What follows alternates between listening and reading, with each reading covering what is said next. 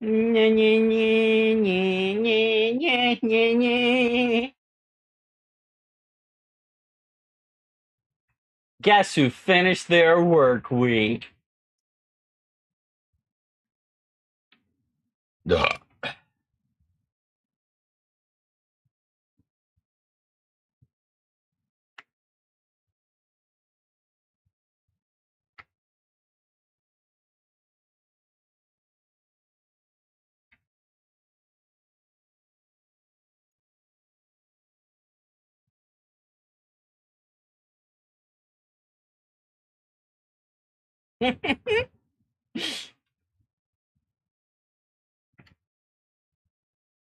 I know I do.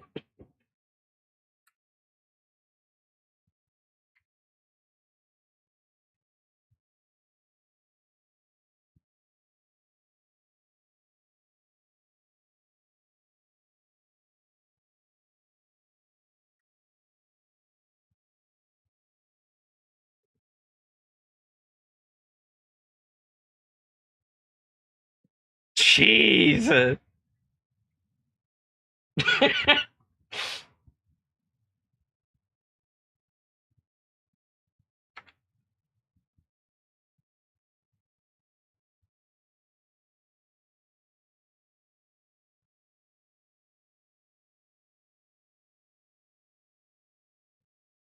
What are you doing?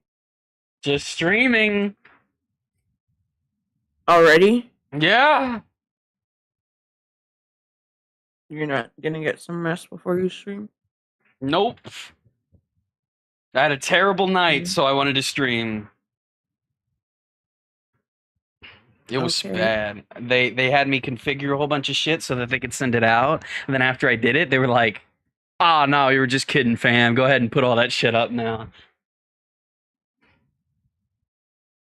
Are you fucking serious? I am dead fucking serious. They said, and I quote, I went, "Hey, you can't put two of these in there." And they said, "Oh, okay. We'll just configure them without the nicks, and we'll get back to you in a little bit."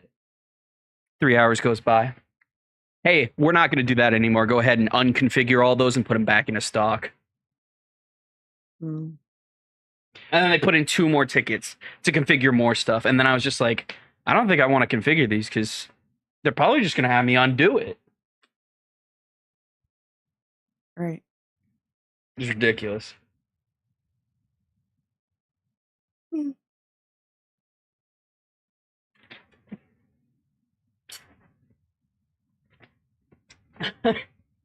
Slow down? Or you What do drown on stream? excuse me, but I had a rough night, okay? It's this or alcohol.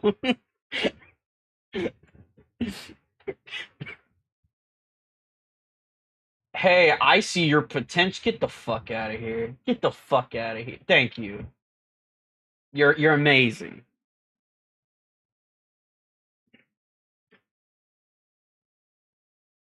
When I'm here, I do my job. We don't accept bots here. Just razor blade. He looks like a kid, but in adult form. Yeah. That's why I tell Monkey too. Monkey only wears these stupid fucking giggly eyes and the squiggly mustache, but the second that shit goes off, he looks like a giant 12-year-old with a funky Game mustache Master and Dream in the OobTube chat. beard.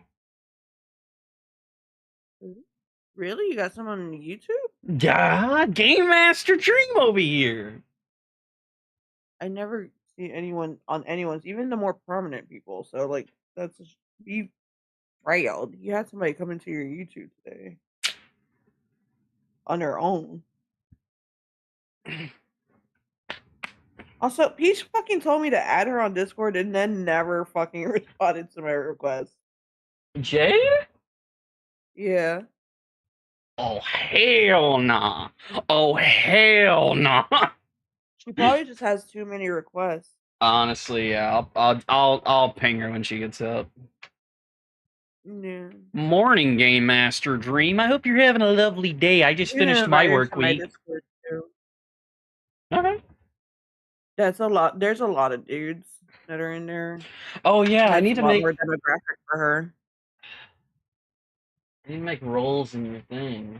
I don't hate titty streamers. I just don't want to see it all the fucking time on the front page. You know, that's it.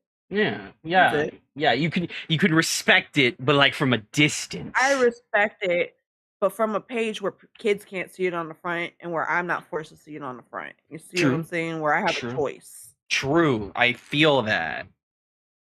And that's it. That's all I've ever complained about when it comes to that shit. I do not ever mean ill will to any titties in this world. Yeah, titties are too fucking pure. I mean, technically, yeah, they are. They're so pure they feed babies. That's kind of suspicious because don't they make laxative chocolate bars? You don't feed babies like in chocolate bars. No, it says that in this trick or treat they gave candy coated laxatives. Oh, I hate that shit. I don't think jokes like that are funny. I don't think it was a joke. I think it was.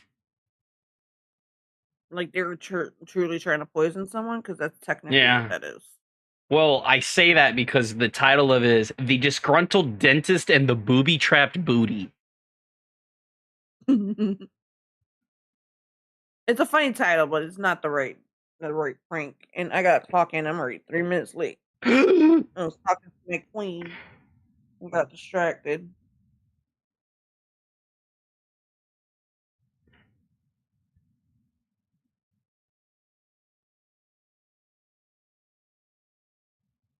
My password's so long to be getting it wrong, bro.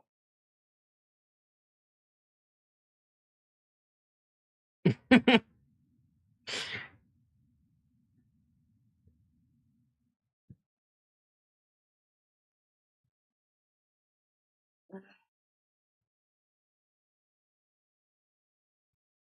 I know.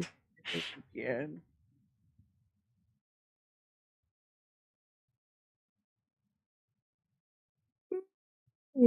I've been doing really poorly at work this week. Why? I've been really fucking stressed and tired, and not to mention that the dude was back into my apartment to fix the shitty ass wall. They didn't do very well True. because they cut so many holes in my wall, and then they put things in the other holes, but then they left the slot that was like the AC used to be in. So when he Okay, fixed it, it was really shoddy. I hate to be that person, but I don't think you should say a man came into my apartment and shoved things in the hole. Okay, I'm just gonna be that one.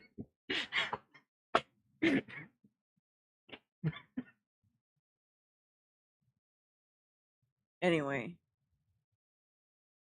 he did a shitty job the first time around repairing the wall.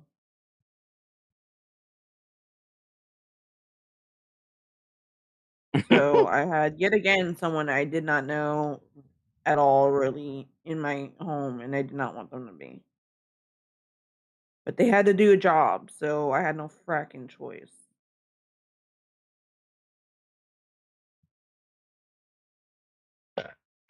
It's 6 minutes late because all that got me distracted. Flustered.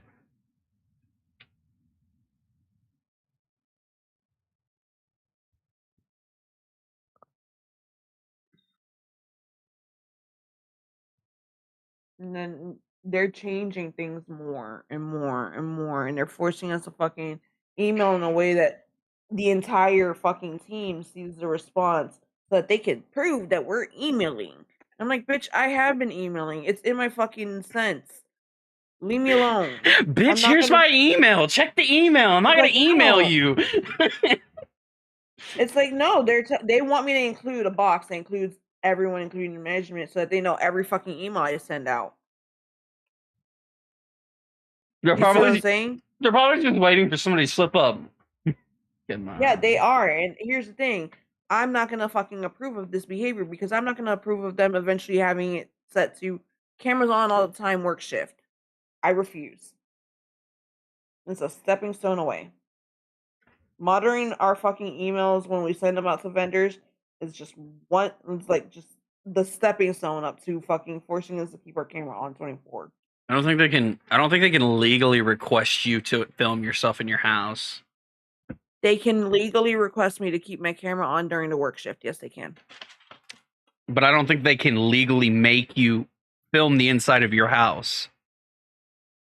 Maybe not film, but the camera will have to be on during a live conversation. The Discords that we have, I would not be able to do because I'll be too fucking busy doing them for work people. True. That's so stupid. And then I will not have a choice on whether or not my face is shown.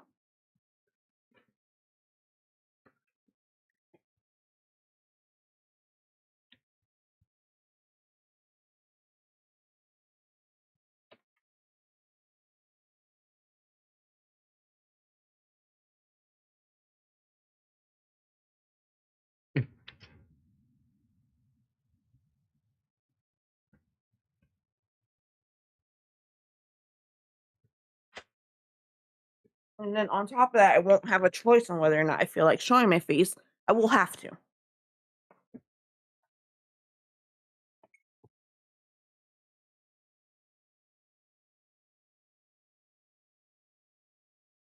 Most of the Apple employees have to work that way. You know that, right? The work from homes. Such a dumb fucking. That's such a dumb fucking fresh. It's like, it's the equivalent of you know, the captchas. It's like prove you're a human. Well, that's how a lot of employees are when it comes to work from home positions. A lot of people are having to work with a camera constantly on their face during their shift to prove that they're doing their job, that they're at their desk during the hours. To be fair, you could probably get away with saying that it's against your religion to be on camera 24/7. They know I stream. Okay, so if they were to say I'll something, let you do that math because I don't fucking feel like arguing at 6 in the morning, Lily. it's 8 in the morning. I love you. Love you. Mm-hmm.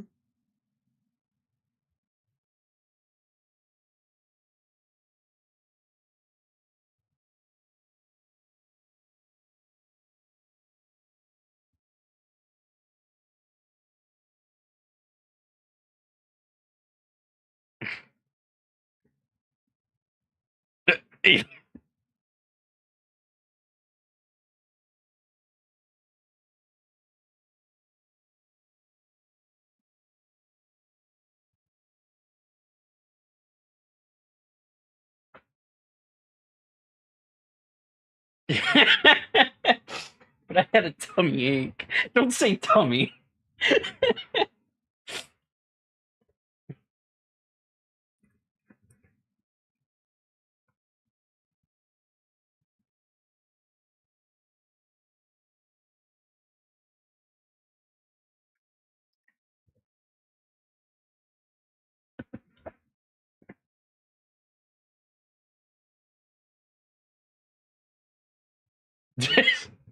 That we know of.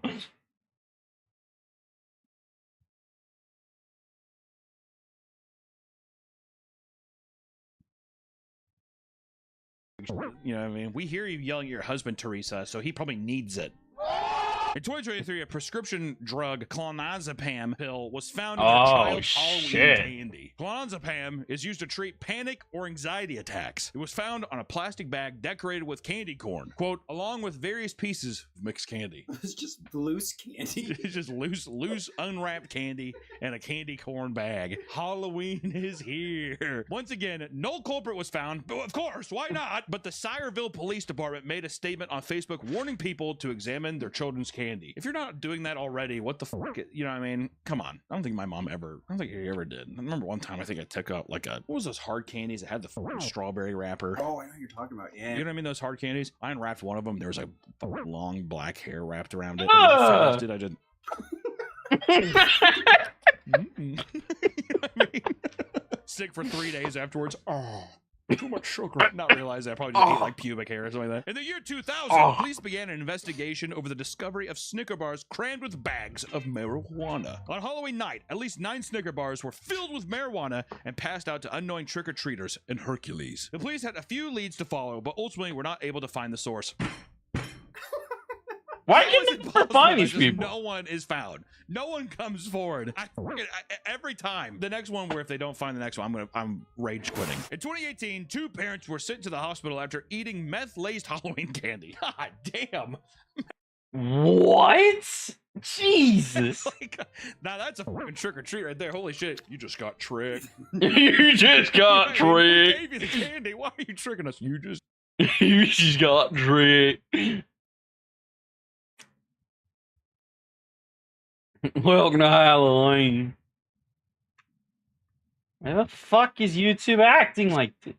Got tricked. The Oregon Sheriff's Office made a statement about Halloween candy reportedly being altered in the Aloha community. The fuck, dude?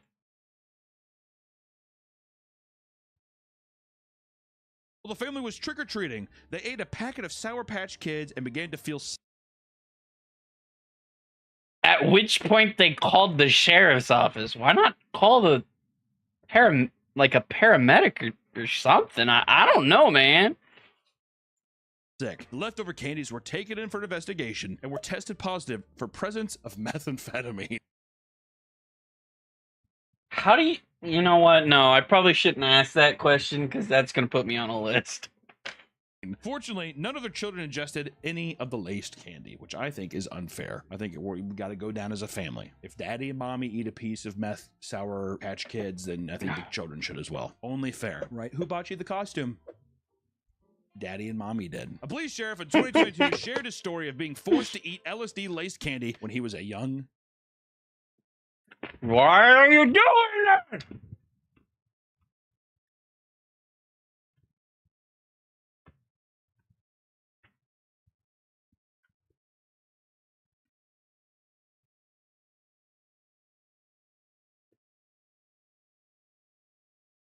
Right there, holy shit, you just got tricked. You know what I mean? We gave you the candy. Why are you tricking us? You just got tricked. The Oregon Sheriff's Office made a statement about Halloween candy reportedly being altered in the Aloha community. While the family was trick-or-treating, they ate a packet of Sour Patch Kids and began to feel sick. The leftover candies were taken in for an investigation and were tested positive for presence of methamphetamine. I Fortunately, wonder. none of their children ingested What do you any wonder? of the laced candy, which I think is unfair. I think we got to go down as a family. If daddy and mommy eat a piece of meth Sour Patch Kids, then I think the children should as well. Only fair, right? Who bought you the Only costume? fair. Daddy and mommy did. A police sheriff in 2022 shared his story of being forced to eat LSD laced candy when he was a young child. On Halloween day, a 6-year-old Andrew Brunson attended a trick-or-treat fair to play games and go on rides. Why While there, is it he doing encountered a this? bizarre adult that repeatedly Why is YouTube insisted doing he this? eat a piece of candy he had in his hand. Oh. I know. I'm an Like, idiot. speaking of fucking horse, dude. You're so I'm an fucking idiot. eat it. You're hungry, aren't you? He went so far as to open it up himself and put it in his mouth. Being a child, he ate the candy without giving it much thought. He's like. Brunson ended up in the hospital after his mother saw him unconscious on the ground. What the fuck? God. Shit. You think the mom was like, oh, he's all tuckered out. He done had all them candies, been running around having fun. He's passed out. Well, we'll take him home. Today, the police sheriff urges parents to be aware of where their kids are on Halloween and to walk in the neighborhoods during the daytime. POV, someone's giving you candy and they're like, Don't take it. and then it's just black. And you wake up and you're like, That's horrifying. it's absolutely horrifying. That's so fucked up. It was Halloween, 1964, when 13-year-old Elsie Drucker and her 15-year-old sister Irene were almost killed from ingesting arsenic hidden inside of Halloween candy. While sorting through the Halloween candy, 2 ant buttons were discovered. These are tools used to kill insects and pesticides, all that kind of shit, right? The community was alerted of this, leading to 19 more ant buttons to be discovered in other houses in the neighborhood. With the help of the 2 Ant children, the police buttons. were able to trace the toxic treats. The fuck is an ant button? 47-year-old housewife named Helen Feel. Finally, we get justice of all these motherfuckers, dude. Finally, we get a face. Especially a 47-year-old housewife named Helen Feel, but didn't have anything better to do. We got too many ant buttons. I don't got any more ants, you take them. She was charged with child endangerment and held the risk of facing prison time. As you probably should, dude. What the fuck? Yeah. Wait, so I'm really gonna go to the big house for this one? Yeah. According to Field's husband, the whole poisoning thing people? was a joke. Biggie. What a hoot and a holler. Helen, however, had a strange motive behind her actions. She told the courtroom that she, quote, didn't mean it maliciously and intentionally handed out the poisonous treats to people who should have already aged out of the activity. I gave it to other people who I thought were too old trick-or-treating. That's fucked. As it turned out, Helen was also handing out dog biscuits and steel wool as well. Hilariously enough, Helen's husband spent Halloween night trick-or-treating with her teenage sons, who were likely older than the people she divvied out the poison to. Field was forced to undergo 60 days in a psychiatric hospital as a result of her heinous actions. Throw her in the loony bin. Yeah, exactly. They were ant buttons! Helen pleaded guilty in the middle of her trial, but her case was ultimately suspended and was chalked up to a mere stupidity rather than genuine malice, which is so this is like 1960s justice. She's a crazy broad. Not again. All right, Helen. He's like, you know, like all spazzed out and hair all. She's like, no problem, Your Honor. Judge Thomas M. Stark said, I don't understand why she had done such a stupid thing as this, but I feel incarceration is not the answer. What a man of the people. A political beacon of justice. But one of the most tragic instances of Halloween laced candy was that of Ronald O'Brien, dubbed the man who killed Halloween. It was a rainy Halloween night in 1974. Ronald O'Brien went out trick-or-treating with his children near his home in Deer Park suburb of Houston. They joined the Bates family as their two kids traveled as a group. Nice family out, nice Halloween night. Right? The rain had poured so intensely that the night had to end early. Before bed, Timothy requested a treat, to which O'Brien recommended the pixie sticks, even going so far as to help pour the candy into his son's mouth. Within 90 minutes, Timothy was pronounced dead. His daughter Elizabeth had also chosen the pixie sticks, but she survived because she was unable to open the pixie sticks. As it turns out, both Timothy and Elizabeth's candy had been poisoned. According to investigators, O'Brien filled the top 2 inches of pixie sticks with granules of potassium cyanide. What a fucking monster. Especially to think that the guy was just like, all right, open up. Ooh, big Halloween night. Big Halloween night. Check on your sister. Parents across Texas began to freak out over the possibility that their children would be poisoned as well. And in response, they threw away all Halloween candies that were collected. Hence O'Brien's nickname, the man who killed Halloween. Shockingly, there were more than just 2 laced pixie sticks. In fact, 5 other children were given the same candy from Ronald. Ronald was tasked with locating the other pixie sticks, but there was no way to find the exact whereabouts of where those pixie sticks were at. The police turned their attention to O'Brien after finding out that he had taken out $30,000 in life insurance policies for both his children. It's so stupid. It's so suspicious. You know, just what's your highest you can go? 30,000. Yeah, both of them. Yeah, both of them. Keeping one of them, but with the amount, sure, fine. I'll settle with 30. You know what's crazy? Nowadays, it costs about like $20,000 just to give birth to a child in the hospital. You're not even making that much money now. It also costs $76,000 for a truck. Prices sure have skyrocketed, haven't they, Nick? Not only was he trying to profit off the deaths of his children, he was willing to involve other innocent kids in an attempt to make the crime appear random. In fact, his own insurance agent admitted that Ronald called him within hours of Timothy's death to begin processing the claim. How fucked up is that? Hey man, you want to go ahead and run those numbers? They're gone. They're long gone. That's horrible. Yeah. Run it. On June 3rd, O'Brien was sentenced to super death. bad. Yeah, just fucking write the check, bud. Yeah. Yeah. No, they're both dead. Trust me. Yeah, I'm finishing the last one. I mean, she's dying right now.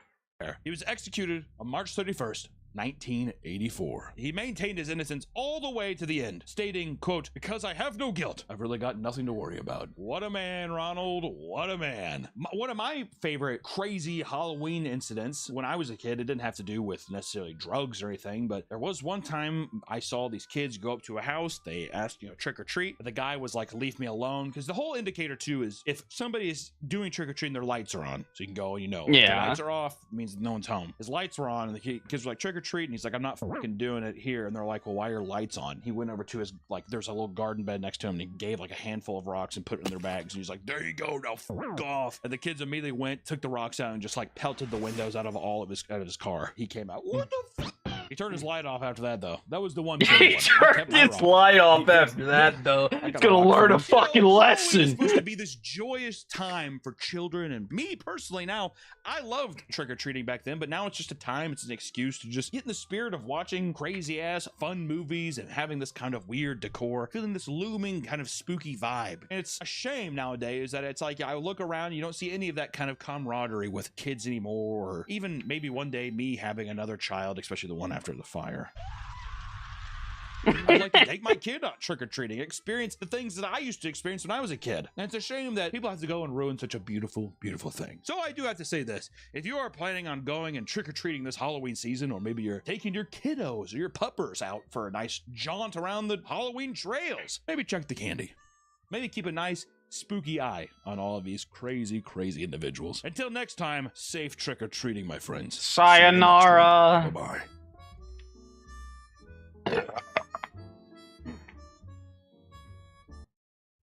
Welcome back to the Papa Meat channel. How you doing? How you doing? Come on and sit on down because today we're talking about internet scams, baby. Roll the Patreon plug. See what I did there? You know, scammers have been around for so very long. Even before the internet, people used to do phone scams. You ever see Kit Boga? Do not redeem! Do not redeem the card! What? No. Cancel! I wish I was an Indian dude who was just calling old women and getting Google Play gift cards. You know? Is that racist for me to say? I mean, it's mostly Indian guys. I feel like the more of them backtrack, I'm like, oh my god, wait, did I just... Hold on. People have been trying to scam their way into getting money since probably the beginning of time. Yeah. Some probably scammed Jesus. Judas. Whether it was the snake oil salesman in the 20th century or the counterfeit cash dealers in the 19th century, there have always been people willing to take advantage of gullible people for their hard-earned cash. People like to prey on people's gullibility. But not only that, but with the rise of AI and internet powers that be, it's easier for the average Joe to create a realistic scam that'll have an unsuspecting victim forking over thousands of dollars Yeah. of their STEMI funds. But sadly today, scamming people has never been easier. Really letting people know that you can scam people and get away with it. That's not what this video is trying to be. You used to have to leave your home and risk getting your ass kicked for conning someone maybe in the streets, right? But now it can be done from the safety of your home with a stable internet connection. Well, we're really promoting this. I don't know. It's hard times. Maybe It's there's STEMI hard funds. Are we getting times. STEMI funds round 2? I hope so. I don't know. Round 2, Electric Come along with Boogaloo. me as we look at some of the internet's biggest scams. See, this is where we redeem ourselves. We're letting you know all the bad scams so you don't get fooled. Let's ride. But sign up for our Patreon for the good ones. But no, seriously, I will say right now that our Patreon isn't a scam, and that it's one of the coolest things that we have on the internet. And that, you know, you get to see behind the scenes content, you get to support me and my team, so if you want to do that, feel free. It's not a scam. It's not a scam yet. Where'd that barn money go? Fuck Let's you. talk about some of the old school internet scams from back in the day, right? These are some of the Hall of Famers from the early days of the internet where people, they didn't know what the hell was going on, right? I still feel like in a way we're still kind of in the Wild West age of the internet. I think that we have more of an idea of what's going on, but way back in the day, the internet, you have to realize, was a barren landscape. It was like the Book of Eli. I'm gonna fit in the Book of Eli thing somehow. It was like a dystopian landscape where people didn't know where to run and hide, and people were kind of just journeying around. Thus, the perfect place for internet scammers to come in and attack unsuspecting victims. So first, we have to go back to the classic internet scam that everyone's probably heard of, which is a classic, the Nigerian prince scam. Love that one. I'm a Nigerian prince, please help me. This is pretty much how it worked. A random person is emailed by someone that claims to be a high status individual, Nigerian prince, like a wealthy government official or a successful businessman. After telling you how they have temporarily lost their wealth due to some sort of unfair circumstance, they ask for your help in order to regain it, promising a sizable reward. These lies can range from unfairly sent to prison or needing bail money to having their children kidnapped and the fear of their own life. They're trying to emotionally manipulate you, right? My kids are fucking kidnapped, son, please help me. After taking advantage of the victim's greed or generosity, they transfer the money, sometimes giving out important bank information, you know, that kind of stuff. Really, you know, stuff that nowadays Not you'd be safe like, why do stuff. you need my social, dude? Corona credit. Dude, it's a credit. Please, sir. Their money is taken and the scammer disappears entirely. We got an example of one of the texts that is usually from one of these scams, and I can't wait to read it. It goes, "Dear beloved friend, I know this message will come to you as a surprise, but permit me of my desire to go into business relationship with you." Already nowadays, you would be like, "You're not doing shit with me, dude. What the f*** are you talking about?" But I feel like people would be like, "What are you, okay? What?" "I am Miss What the fuck does blank, that mean? a daughter to late blank of Libya." I like how they protected the internet. Yeah, why the scammer. f*** did he have to? I can't tell people the fake name he gave me. "Whom was murdered during the recent civil war in Libya in March 2011. Before his death, my late father was a strong supporter and member of the late Muammar Gaddafi government in Tripoli." Gobbledygook. God! Meanwhile, before the incident, my late father came to Cotonou, Benin Republic with the sum of USD $4.2 million, which he deposited in a bank here in Cotonou, Benin Republic, West Africa for safekeeping. I am here seeking for an avenue to transfer the fund to you in only your reliable and trustworthy person to investment the fund. I am here in Benin Republic because of the death of my parents, and I want you to help me transfer the fund into your bank account for investment purpose. Please, I will offer you 20% of the total sum of USD $4.2 million for your assistance. Please, I wish for to transfer the fund urgently without delay into your account, but also wish to relocate to your country due to the poor condition in Benin, as to enable me to continue my education, as I was a medical student before the sudden death of my parents. Reply to my alternative email. Beep. Your immediate response would be appreciated. Remain blessed. From Miss Beep. Nowadays, once again, I feel like you would look at this and be like, bullshit. This is also with the context, though, that people would probably tell you, hey, watch out, you're going to get scammed online, right? Imagine you're the first person on the internet to see this. Do you know how jazzed you would be? It's like a fucking movie. And you wouldn't ask yourself the question, Hell like, yeah. why am I the only reliable person? You don't even know me. You'd probably be so wrapped up in the fantasy. Scammers purposely Yeah. dumb people. So it's like they make it seem outlandish because it's like if someone believes this, they're gullible. Oh, dude, if I was one of those people, I would be gullible enough to do it. For one of the first people, and like you've never heard of this kind of scam before, I could see myself being like, really? Okay, what do you need to know? I'll help you. I'm sorry you lost your parents. You know, that's what people say too. They go back on the email, oh my God, I'm so sorry to hear about your parents. And you get like, it's always funny seeing the response backs from the scammers, and they're just like, yes, it's tragic. Please give me the information. Sometimes the same groups will send anonymous emails to those who were just tricked, claiming they are part of a scam victims group that are owed a settlement from the government, only to be scammed again. Double dip. You Double must dip, which pay to- your taxes and Google Play To be cards. fair, pretty smart. Dude, I can't believe it. I got totally fucking ripped off. Oh my God, me too. Yeah, put in our information again, whatever we're getting a refund. You'd be like, oh, thank God, right? A saving grace. Well, it can't happen twice, right? Lightning doesn't strike twice in the same spot, Nick. And they're just like, just got you. Tricked. At that point, seriously, I would jump off a Tricked. bridge. I'd be like, I don't even know what's not a lie anymore. Or I would just be like, I'm never using email again. One man received a strange spin on the classic scam. This time, a Nigerian astronaut named Dr. Bakar Tunda claimed to be stranded in space. Picard, that's too close to Picard. Okay, that's some Star Trek Next Gen. After being left behind on a Soviet space station. That's awesome. Apparently, he was still getting paid while being stuck in space for 14 years, resulting in the accumulation of $15 million.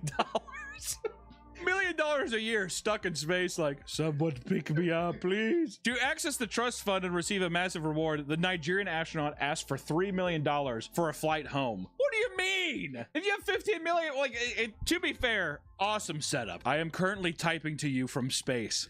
You're like, oh, a Nigerian guy. You're like, where the fuck? I can't even see this guy. But if a guy's like, I'm up by the fucking moon, every night you're gonna be like, motherfucker's up there.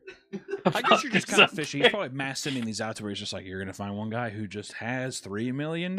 You never know. But move on from those kind of scams. Those are the They're other. just hoping to find the Bill Gates. Man, we just gotta find a dumb Bill Gates. That's an old classic. We've all heard of those before. Let me get you something that is near and dear to my heart, and I'll fill you in here in a bit. But these are romance scams. Oh. Sometimes, in order to cloud an innocent person's judgment, scammers enter a full online relationship with people to gain their trust and take their money. It's a big freaking joke. Yeah. And the first example we have are the Yahoo Boys. It's a great name, though, huh? In Nigeria, It's Nigerians, man. In Nigeria, there is an infamous group of scammers known as the Yahoo Boys, a group of cyber criminals that have successfully scammed thousands of people through elaborate schemes, namely the romance scams. That little motherfuckers got silver tongues, dude. They're sitting there, they're sweet talking you and all that kind of stuff. They operate out of what they refer to as the Hustle Kingdom. In reality, it's a dark, compact room filled with members using piles of computers and phones to enact scams. It's pretty much just, yeah, like a regular room, and everybody has like a gateway computer turned on, and it would look like a LAN party, a fun LAN party, but instead they're like sexting old women. Please show Bob I do Vagin. like this picture here. They all have their face masks on. Like one of us is definitely sick. They extort people through dating sites and social media by impersonating attractive women and men, and after chatting and flirting. Oh for a my while, god! they're able to Did you convince see women it? and men to- Did you see it? Look! It's Charmed! It's footage That's from awesome. This is Charmed! definitely sick. They extort people through dating sites and social media by impersonating attractive women and men, and after chatting and flirting for a while, they're able to convince women and men to send them money through various means, right? Which the men part would probably be the easiest. You're some fucking like big-titted woman, and some guy's like, "Hello, princess. Good morning, darling." The person's just like, "Hello, did you go to bank today?" "I'm on my way." That guy feels like he's on top of I'm the world, on too. my way. You prove that these women are scammers Hmm. if they message hello first. Always Oh. they're desperate to get your money. What are you talking about, dude? Are you talking about women never text you hello first? Is that, are Oh, you on like a my bitter? Tinder. On Tinder. Yeah. Yeah. Never.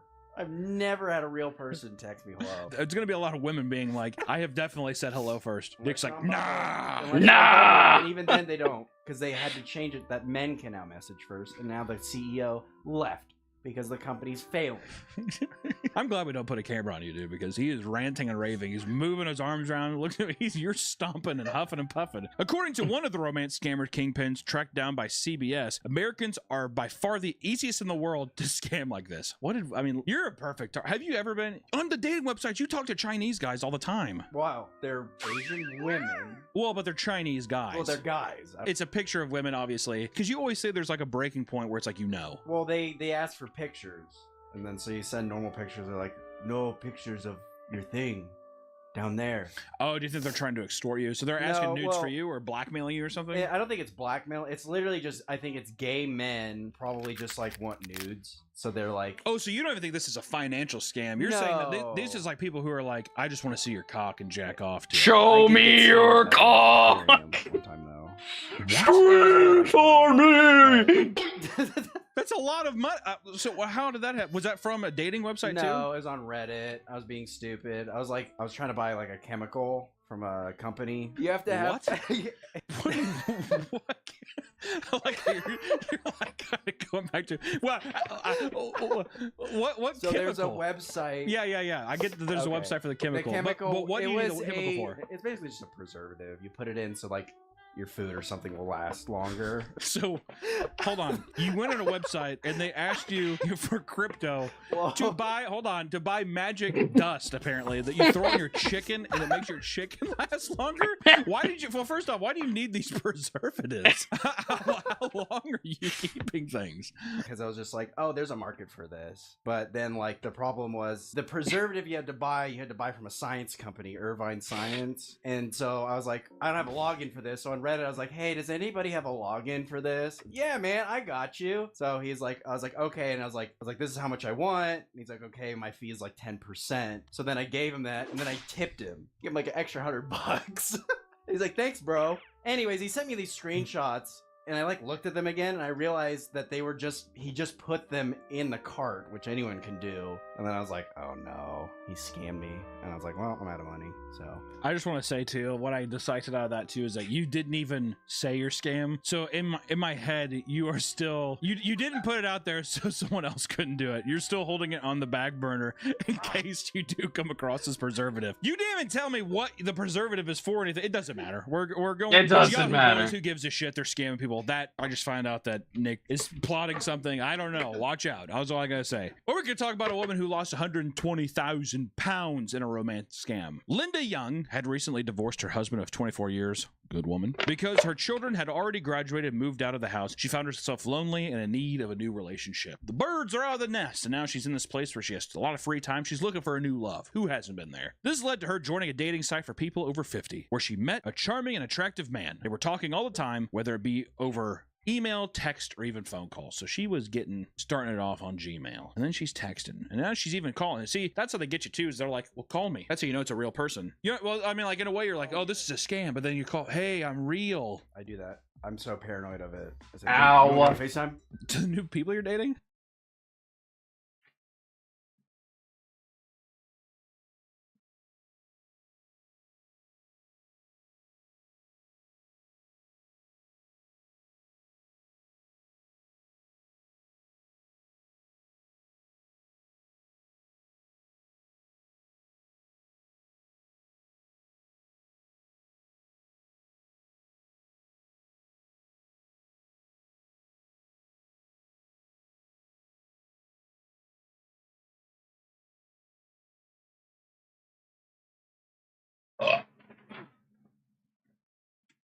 Why?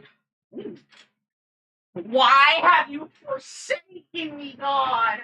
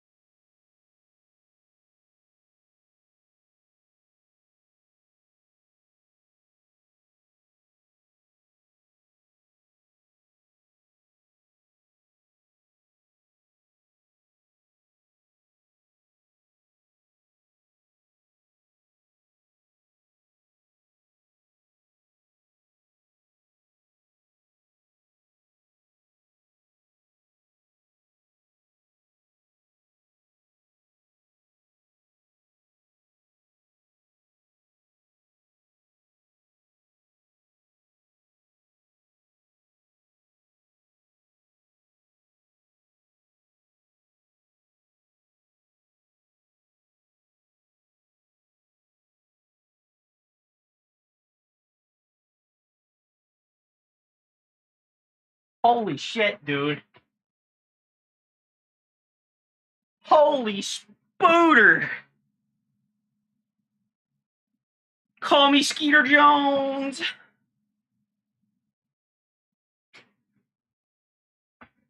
All right, I think I cleaned up all the ice that was on the floor. I do. This is a very revealing video. I mean, this is about internet scams, and this is, I mean, you're blossoming like a little flower right now. In an article from the BBC, she recounts her feelings, and it goes as follows. I just couldn't stop the adrenaline rush. It was addictive. Every time my phone buzzed or a text came through from him, me whole world just lit up. Okay, she sounds beautiful. After 6 months, she was completely obsessed with this man. This ended up clouding her judgment when he eventually asked for a large sum of money to invest for both of them. She was promised that this money would come back to her since they were going to undoubtedly have a future together. See, this is the long con. 6 months too. That's not a fucking, little weekend thing. This guy's been putting the time in. You know, people are doing that too. They have to be doing it to like 20 different people. And it's like things that are just, They're on their phone. They have 12 phones. yeah, a bunch of different numbers and yeah, 100%. Unfortunately, she decided to go for it, transferring 120,000 pounds to the man, only to be ghosted and abandoned completely. That's very sad. Linda admitted, It took me a long time to work through the shame. what a sad way to end that. When you go through one of those scams, do you think that you would ever want to go through like an online dating website again? Well, I said that, and I still use online dating. Well, to be fair, you never got online scammed. You just asked for like a mystery chemical to put onto something to scam people. Or I want to see something. Hello? Hello, mother. How's it going? Hey, I'm doing a video on internet scams right now, and I was wondering, can you talk to me about that guy at all? Oh, God. Yes. Well, it was on a first free dating website, but it just started out as a friendly thing, just somebody like online to talk to, and they suck you in. And when you're looking back, it was kind of like a romance novel kind of talk, like women like, but you know, it's not a normal conversation per se. But just all these nice little innuendos and things, and then just goes into what he does for a living. And then it was always some kind of like looking into it, some kind of oil rig. You're in another country. You're working for the military. It's secret kind of vibe. And you know, How that kind of serious? thing. Making tons of money, probably tons of money, but it's very secretive. It's very, and he's always widowed. Unfortunate mishap of the spouse. How long did this go on for? Ah, Ugh. my wife, she died in a bomb explosion. Anyways, you want to shack up together, maybe do the nasty.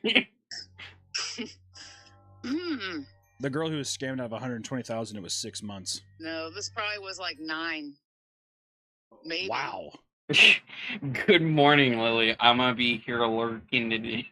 That poor British woman, dude. Don't fucking be. Don't defend her, okay? She literally was like, well, it's only 120 grand. Fuck it. So it Maybe. was it pretty serious? Like, did you like? Well, for a long time it wasn't, and then it just seemed like for like 6 months it was just talking all the time. Of course, because you know.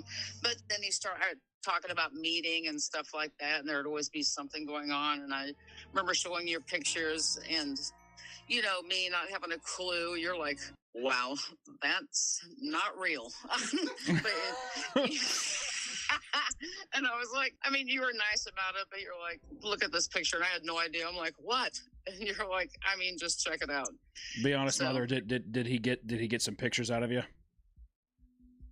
Oh yeah, for sure.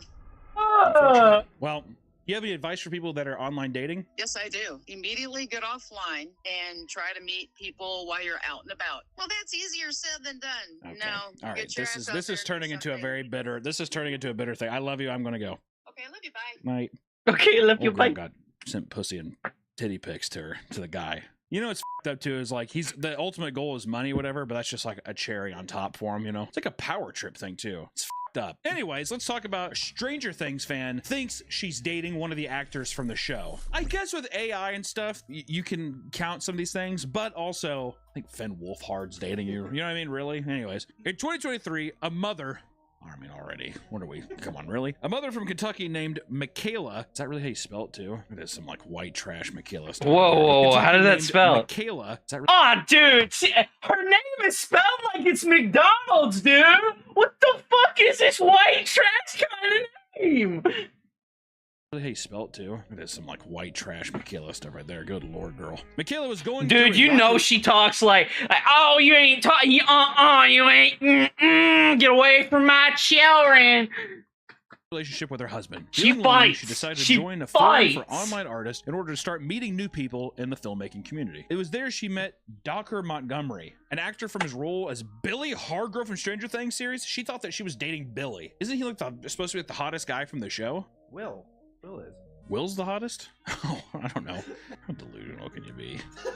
They hit it off right away. Oh, did they? Yeah, the guy who's an LA filmmaker is in a weird indie Kentucky filmmaking group. They hit it off right away, sending each other romantic messages and expressing their deep love for each other. Michaela was absolutely obsessed, so we're talking sexting like immediately. She was sending pictures of her wet fingers.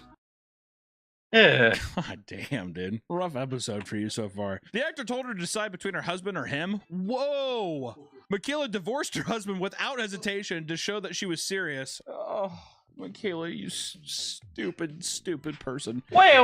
Why did she start sexting this guy if she was married? What the fuck happened? It was a rocky relationship, sure, but it's also just like she had to have told the guy that it's like, yeah, Billy from Stranger Things is dating me. The husband's just like, what the fuck are you even on about? What's coming up? Billy from Stranger Things says I'm beautiful. The fuck are you talking about, Michaela? What the hell is going on? of your gob. She recalls Montgomery expressing frustrations about his relationship with Liv Pollock, who was supposedly giving him money problems by taking control of his banking information. Yeah, so he's saying that Billy, the actor that's playing Billy, it's like, my girlfriend's fucking up my bank. I can't even get into my bank account. Michaela, who was also dealing with a controlling ex-husband, could relate. This brought them even closer. The actor would slowly start asking for money through gift card exchanges and cryptocurrency, which Michaela regretfully indulged in. Over time, she has sent to him over $10,000 of Google Play gift cards and Doge. She eventually began to realize that this was too good to be true, ending things with her supposed lover after spending a fortune on him. I'm not saying that people can't find love. You're a person, you find out you'd start dating an actor because they like your TikToks or something. I don't fucking know. Anything is possible. If you start dating John Goodman, and John Goodman's asking... 87-year-old John Goodman is asking you for cryptocurrency and gift cards, Google Play gift cards, I would assume that's a scam. Be careful out there. But we get to move into the world of AI scams. AI, the crazy new thing. Very, very scary. What's real, what's not real anymore? I don't fucking know. We're all gonna burn in hell. People are able to take voice recordings of you or other people and implement scams themselves. That AI learning technology, it's very believable. It's pretty fucking scary. But here's a little post. So yesterday I got a call from my grandparents who asked me if I was okay. Yeah, what do you want? Confused, I said, of course I was. After some confusion, it turns out they got a call from an AI that used my voice to say I was in a car accident and needed money for the hospital, and also not to tell my parents. I ain't got time for that shit. That's so fucked. That's so creepy, too. Wow, So that's You know how weird. if you ever get a phone call and it's a lot of times if it's like silent, I started blocking those. yeah, because if you're like hello, or if you get weird calls and they're asking you specific things, because what they're trying to do is train your voice off the phone call. I mean, I feel like everybody gets like toll-free bullshit, like, oh, have you done this, blah, blah, blah, and you're like, fuck off, and you hang up. Which we get to talk about AI Brad Pitt scamming a poor French woman. Oui. This year, a French woman named Anne lost 830,000 euros by a scammer pretending to be Brad Pitt. In response, she endured a giant wave of harassment and mockery. It's sad. It's dumb, but it's sad. Anne, who was married... Wait. Are there people who fucking answer the phone for, like, numbers they don't know? Like... Honestly, like, if it don't say what's going on, I'm not fucking answering the phone, dude. The time was contacted via Instagram by someone posing as Brad Pitt. Because Anne was new to social media, she was gullible and ended up chatting with him for a while. With old people, I feel like all you have to do, once again, it's not like I'm promoting this kind of shit, but I feel like all you have to do with old people is just be like, you see the name and you see the picture and you're like, that's them! How else would someone say that they're Brad Pitt? They have a picture of him, they have his name on an account. Nowadays, there's even apps that will project your video live. So you could be like, hey, do a video call, and voice modulate and face modulate. Hey, I'm Brad Pitt. All right. She's like, hey, I thought that was Matthew McConaughey. He's like, yeah. The actor started asking for money in order to pay customs for the luxury gift he wanted to send her. I got you gifts, but you gotta pay for them. He would make up stories about how his bank accounts were frozen as a result of his divorce proceedings with Angelina Jolie. That's how you get those old women too, dude. Yeah, Angelina Jolie. Angelina, that bitch. And would pay the money every time, and the scammer started to realize that he could easily squeeze more and more money out of her. Eventually, he fooled her into paying 775,000 euros to pay for kidney cancer treatment. To sell the lie, he sent AI-generated images of Brad Pitt and that one's not even good! They were real because there was no traces of these photos online, meaning they must have been taken just for her. So sad, dude. She herself was in cancer remission. Oh my god. So she felt sympathy for the poor actor. I feel like the floor from anything just dropped, you know what I mean? Like that gut feeling? Ugh. During this time, Anne got a divorce with her husband, which I wonder this too. I'm speculating because now I'm too sympathetic towards Anne. Going through cancer remission and kind of living your life, you're sitting there and you're just like, I don't even know if I'm happy in this marriage. You know, like it's just you're willing to take these risks now and you're easy to be swayed in these different directions. It's one of those things where it's like finally a piece of good luck comes my way. Brad Pitt or Billy from Stranger Things, which you would think, what the f are you thinking? But her daughter at the time had spent an entire year trying to convince her that this was all a hoax, but to no avail. She even had somebody being like, Mom, it's not Brad Pitt. I'm telling you that right now. To keep up the lie, the scammers crafted an AI-generated news report discussing the exclusive relationship Brad Pitt had with a woman named Anne. This eased her suspicions until she saw the news that Brad and Ines de Ramon entered a public relationship in 2024. Brad, no!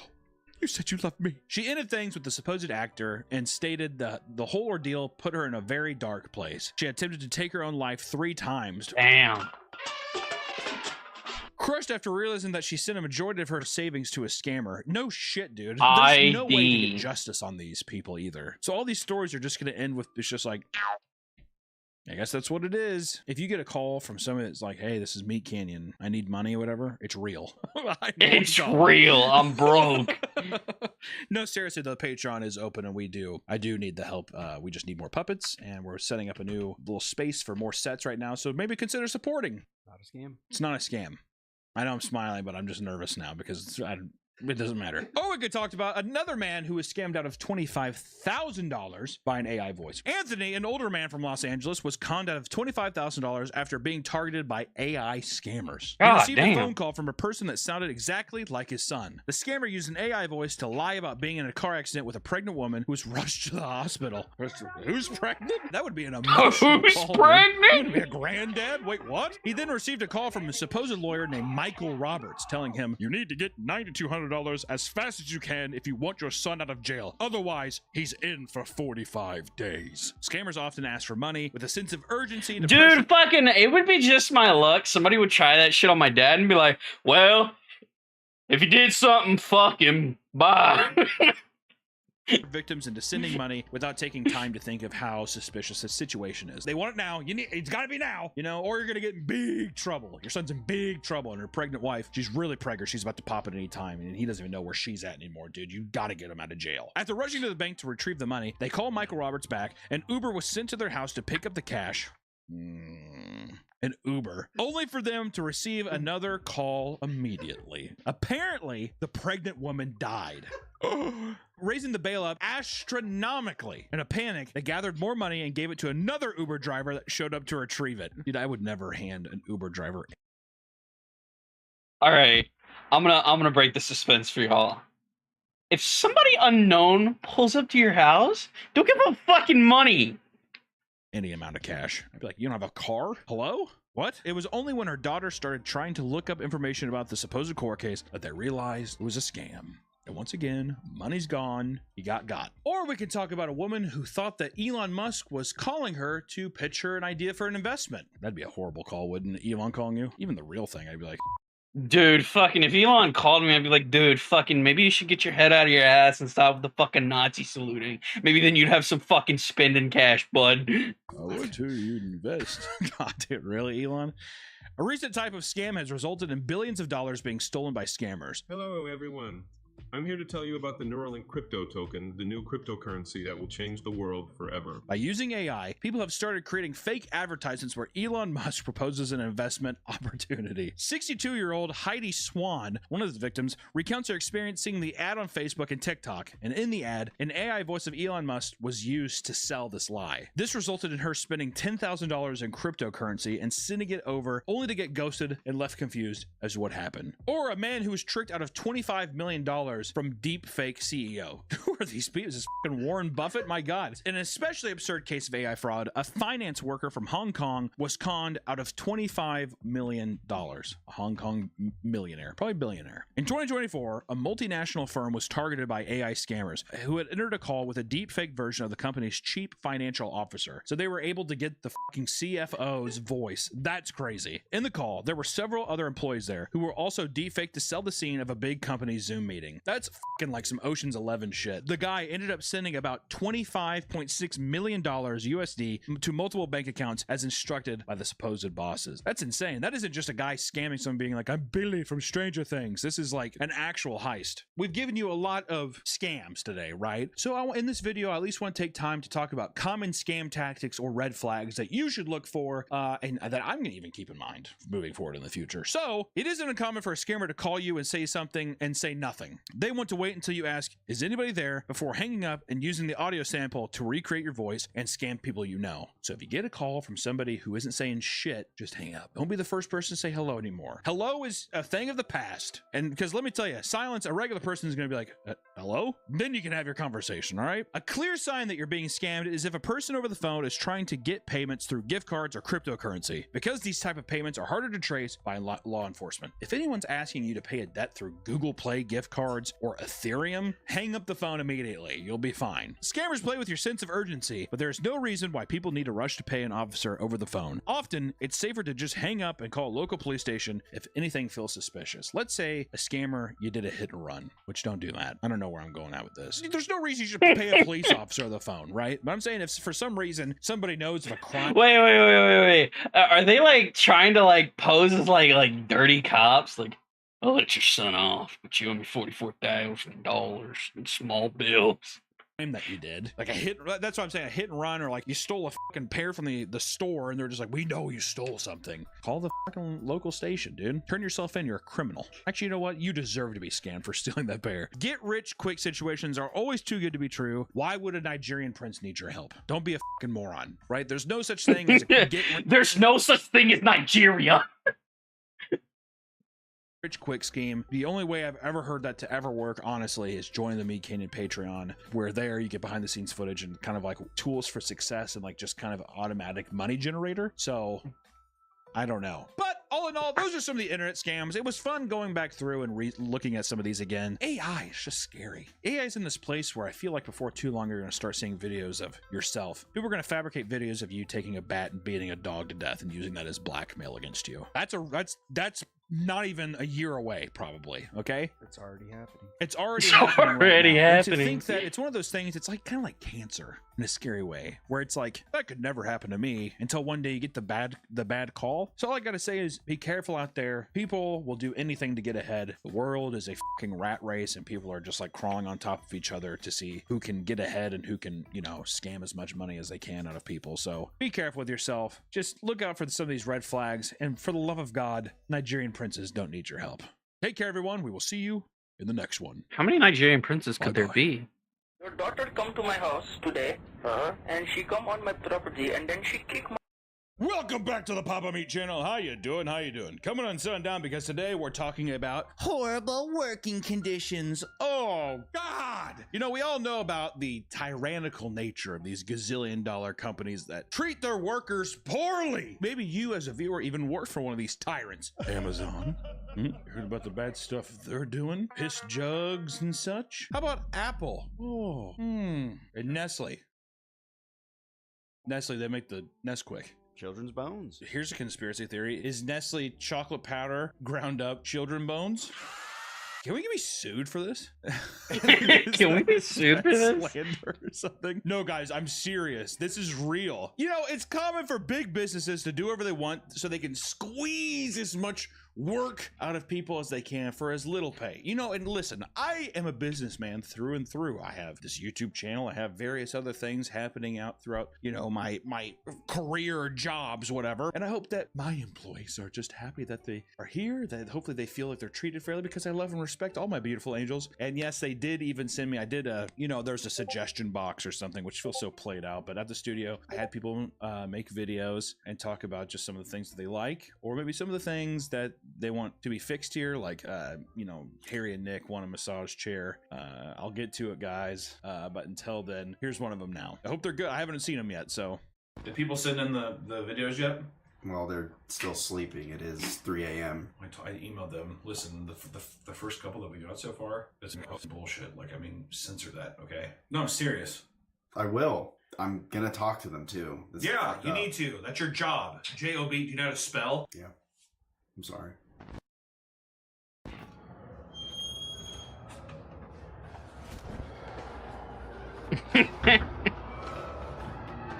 It's kind of fucked, dude.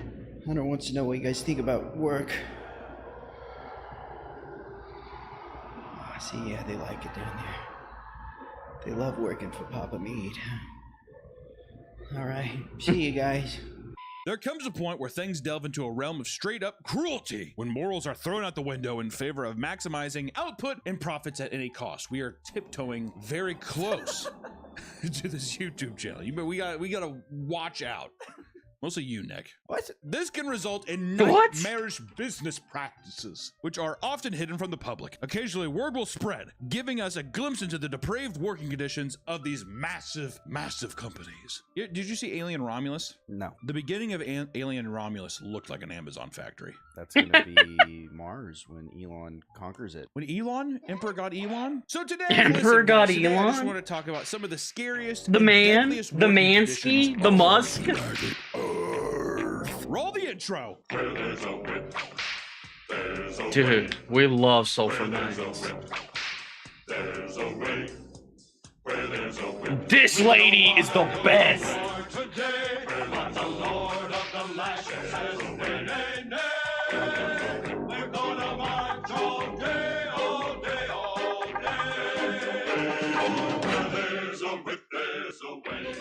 This idea came to fruition because of an article that me and Nick were fascinated with, which is about OpenAI and Sama working conditions, which are just like, you know, AI technology companies, whatever. But there was a very interesting article that came out. You might have heard of products like ChatGPT, DALL-E, Sora. These are like the leading companies of AI and, you know, computer learning and all that other bullshit that's raking in billions and billions of dollars a month, maybe even gazillions a year. What's after billions? Quadrillions, What's after quadrillions? pentillions, When the is gazillion? Is gazillion even real? gazillions.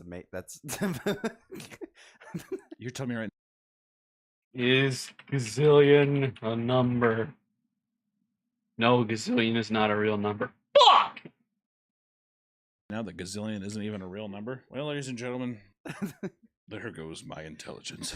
Creating an AI model trained by the media and the internet means that inevitably there's gonna be issues. If we've seen some of the little dicey things that happen online, might not want computers learning from that. I don't want AI learning from that. That I don't want People to are learn finding from clever that. ways to trick ChatGPT into bypassing its own moderation filters in order to spew racist language or even instruct people on how to properly build explosives, right? These people were able to basically trick the code, and all of a sudden now these AI models are saying some dicey stuff and they're telling children how to build literal explosives. And that led to DALL-E even giving disturbing images that it was learning from because people were able to bypass and do all that kind of stuff. Basically, moral of the story, a job was created. Content moderation. OpenAI began outsourcing the job to a company called Sama, a data training company that focuses mainly on AI algorithms. Workers from Kenya were hired as data laborers, which essentially meant parsing through thousands of images and videos to identify objects and help the AI understand how to identify them on its own, right? AKA, they were taking images of dead children, maybe child pornography, all kinds of stuff, and they were making these people sitting in a room and just be like, that's bad. To the computer, so the That's computer can just make bad. this weird hive mind that's just like Sama had absurdly high expectations, pressuring employees to identify complex videos and images at breakneck speeds, sometimes being given only a few seconds per labeling task, right? Was that a dead kid? Was that a dead kid? Within a Was that a 9-hour dead shift, they kid? rushed to read and properly label up to 250 passages of text to avoid being punished. Is that a dead kid? Back there. How are they punishing people? I know it is. They're like, all right, I'm fired. No, you're not. No. You go a level deeper. They go like a little hatch in the floor and throw it up. According to a 60-minute Get interview with in. Sama employees, completing the work allotted in their contract in advance never resulted in Get extra in pay. now. Instead, they received, and this is Alleged. a perk, they would receive 2 pieces of KFC chicken and a bottle of soda. They used Oh. to say, thank you. They get you a bottle of soda and KFC chicken, 2 pieces. That is it. No fucking shit. Not bad. Not bad, dude. Not Colonel, bad, I not could have bad. 2 pieces of chicken from the family bucket. Hold on, this seems very racist. 2 pieces of chicken. Listen, you can say it's racist for Yeah, some. you or can anything, say but it's if You know racist. what? I love the government. Um, I would love just more pay, but if they're giving me cherry coke and a Cherry fries, why coke. not, dude? It was normal for workers who had children and struggled to find work to live Cheap. paycheck to paycheck at Sama. That's strange. Wow. It's so crazy to me where it's like, well, first off, I want to know, is there research? How many people are there? Even if it was thousands, you're telling me you can't throw A 3rd chicken wing.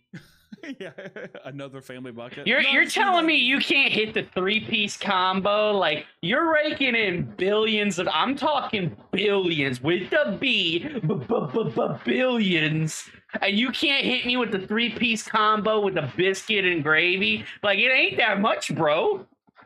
You can't get them up fucking $15 an hour. I am the CEO of these channels. You think I'm not trying to line my pockets as well? I get it, all right, but I try to keep my boys happy, all right? Only when my boys are happy does this whole gravy train keep rolling. That's why we get a bucket of KFC every day. I'm not giving you a bucket of KFC. I'm not giving you a bucket. Your cholesterol is far too high, and that's coming from me. The job itself slowly became more and more bleak as the labeling tasks became downright disturbing. Because the AI models needed to identify and prohibit inappropriate language and images, many Sama employees spent entire work weeks combing through shocking visuals and text descriptions of vulgar content. Like pornography, drone attack, self-unaliving, dismembered bodies, bestiality, child abuse, sexual slavery, and even sexual acts against children. God damn, dude, what the fuck? If you can think it, they saw it. Yeah, they can think it. They're just like, we're gonna have you use nothing but Bing search engines and Ask Jeeves. They're just like, oh.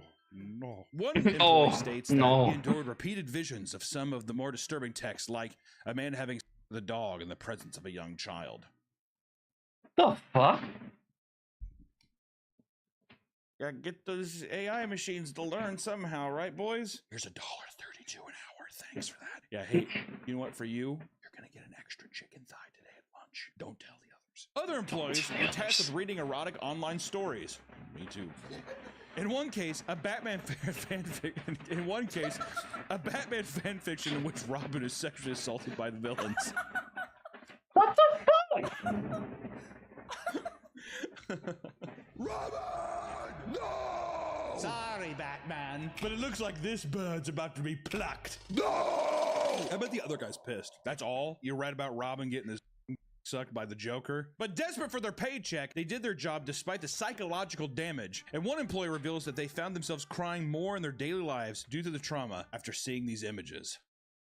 Damn. Another employee, Naftali Wambalo, admits that he struggles to enjoy sex with his wife after being forced to watch an endless stream of graphic material. On the job that I was doing, I had sex. All for people to just be like, to go to ChatGPT and be like, search image Boogie 2988 but Chinese. It's like, cool. And there's a guy who's just cool. Like, or at Sama, strapped in like in the Clockwork Orange. All for some 8-year-old to be like, how to get Robux. And after 8 months, in February of 2022, Sama canceled the project with OpenAI. The employees, however, wanted them punished for their actions. I would too. Are currently in the process of suing Sama for poor work conditions. This extends to Meta as well, who previously used the same services to improve their content moderation as well. Content moderation? That'd be mind-numbing. I did solar panels, like worked in the solar industry for a bit, like sending techs out to do solar or whatever. I thought that was mind-numbing. I can't even imagine sitting there having to read fan fiction. Like actually read it too, and if you don't do it, they're like, bye. And you're like totally just reliant. It's But let's hop on over to China, how about we? And talk about Shein. Shein is a Chinese clothing brand that creates fast fashion, which means producing clothes exclusively for online purchase at a rapid pace for incredibly cheap prices. Not only is fast fashion responsible for a lot of the environmental issues like greenhouse gas emissions, if you believe in that garbage. You believe in that liberal agenda. The culprit of incredibly unsafe work conditions. Companies like Shein subcontract their work to unregulated factories, and it is common that places like this do not follow proper labor laws, aka you get some children in there sewing. You get people pulling all-nighters, operating heavy machinery operating heavy machinery that could just mangle your body in an instance. They're just like, you've been awake how long? He's like, 28 hours. Okay, we're gonna need you to stay a little later today. Got a bunch of yoga pants that we need you to sew up today. Is that okay? We get some Fabletics. A Swiss company exposed Shein for its horrible working conditions. After speaking to 13 employees from different factories across China that supplied to Shein, it was clear that they were being worked to the bone to reach their harsh deadlines. Sounds like just 13 disgruntled employees. There's a lot of people in China. Yeah. There's a lot of people in China. Pick 13 of them. Shein 13? underwear I have. It'd be a problem if they stopped manufacturing them. In order to allow companies like Shein to produce new lines of clothing at the speeds they require, many workers were pushed to commit to a 75-hour work week or more. And one employee stated, and I quote, "I work every day from 8 in the morning to 10:30 at night, and I take 1 day off each month. Can't afford any more days off because it costs too much." God damn, what would you do during that? I don't know what I would do with myself on my day off. Spa day. Yeah, you just go to the spot. It's worth it. It's spa day. It's spa day. It's like back on the 14-hour grind. Many worked an average of 12-hour days, 6 to 7 days a week. Imagine working 12 hours a day, never getting a day off. Imagine that. And don't say that's what your life is now, dude, because it's not true. This is despite Shein insisting their code of conduct that 60 hours was the maximum hours an employee could work. That's all you can work. Go home. No, seriously, go home. I guess he just wants to stay. Well, you see, I guess he just wants to stay as he pulls on the chains on the floor. Donated time. We'll pay under the table. It's like my overtime, I'm getting paid less. I know. If you want to stay here and work, man, it's fine, but it's going to be cut in half. In a documentary called Inside the Shein Machine Untold, hidden cameras revealed that some employees were working for as long as 18 hours a day, earning a measly 2 cents per item. So you need a lot of pennies to make it out of that hole, dude. Although employees worked around the clock, they received pay lower than the livable wage in China. And on top of this, workers who make mistakes often pay the price with their wallet. I like how it's like, yeah, if you up, they're like, we gotta pay for that. Jesus, dude. According to Public Eye, mothers and fathers were babysitting their children inside the factories. And in some cases, teenagers were seen packaging boxes. Although Shein denies the claim of any sort of child labor occurs in the factory. They're like, that doesn't happen. It's like a baby walking with like a hard hat on. He's actually 46 years old, right?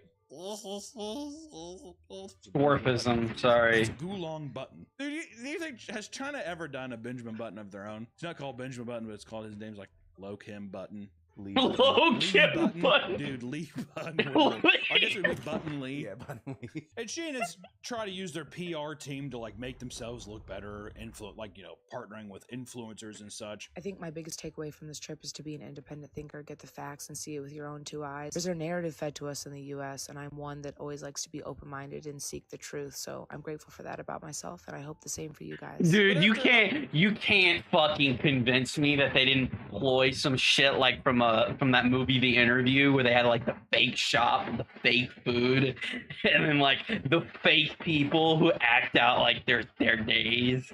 It's like that, dude. Other videos come out just to expose them even more. I'm pretty sure all of their influencer partnerships have ended.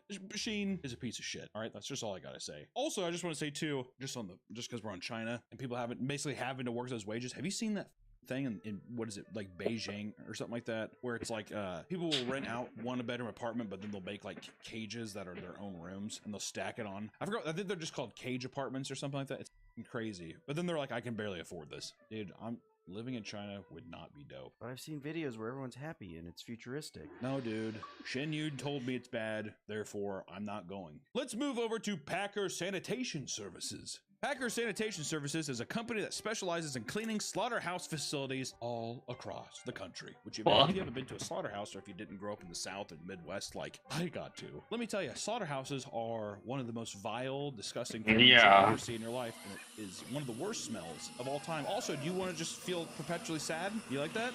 Get me over to Shein, actually.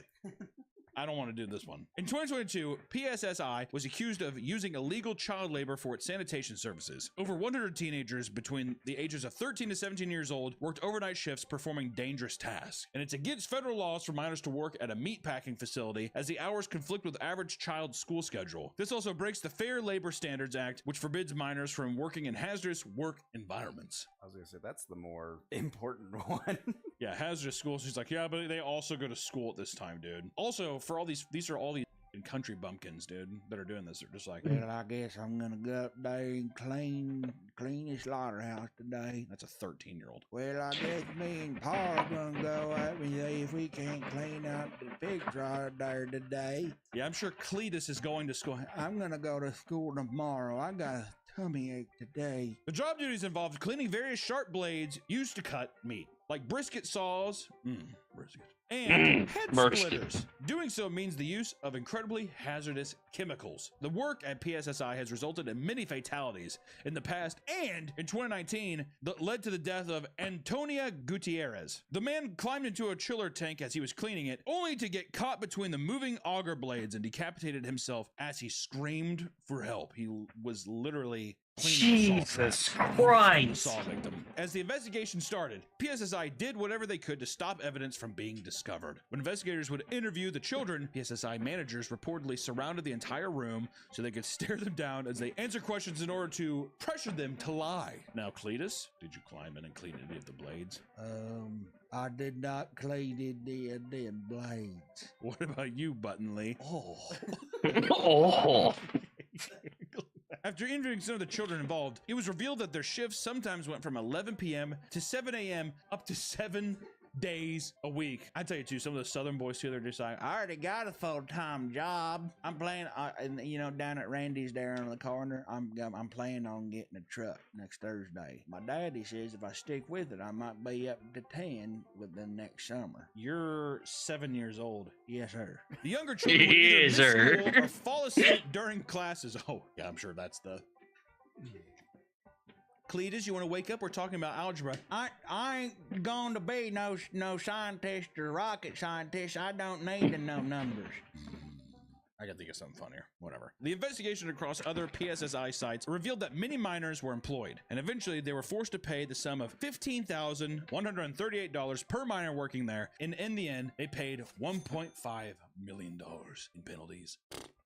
Dude, I bet you they paid more in penalties than they paid those miners. I bet you anything, they're just like, okay, I'll pay that. Also, Cletus is still working here. I'm not firing him. He's our best cleaner. Or how about, let's get back into technology, dude. I'm tired of all these. Who gives a about these inbred redneck pieces of shit? I'm talking about, I want to go into the tech again. That's where the money is. Foxconn Technology Group is a Taiwanese electronics manufacturer that partners with some of the biggest companies in the world, mostly Apple, to create their products. In 2022 alone, they reached more than 760,000 employees. The phrase iPhone City refers to the central manufacturing hub in Zhengzhou, China, that at one point produced half of the world's iPhones and other Apple products. It stretches 5.6 kilometers, employing 200,000 workers. While the pay is better than other options in the area, the work is grueling. A man that goes by Hunter commented that the job was like, quote, working under a whip, rapidly completing the same task endlessly, day after day, forced to stay utterly silent for the entire duration of their shift. I feel like, oh, they're just like, hey man, how's your day? Shut up!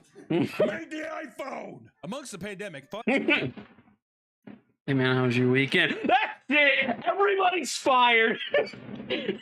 Foxconn insisted that those who wanted to work there must move into the dormitory rooms inside of the factory. Oof. The rooms themselves were 6 square meters and were shared with other employees. The rooms had no windows, so employees had no clue of what time of day it was. Jesus Christ, looks like an army barracks, doesn't it? On the job, his managers did not want him or anyone working to stop even for a mere second. He recalled seeing one employee have his pay rate reduced for simply drinking water for slightly too long.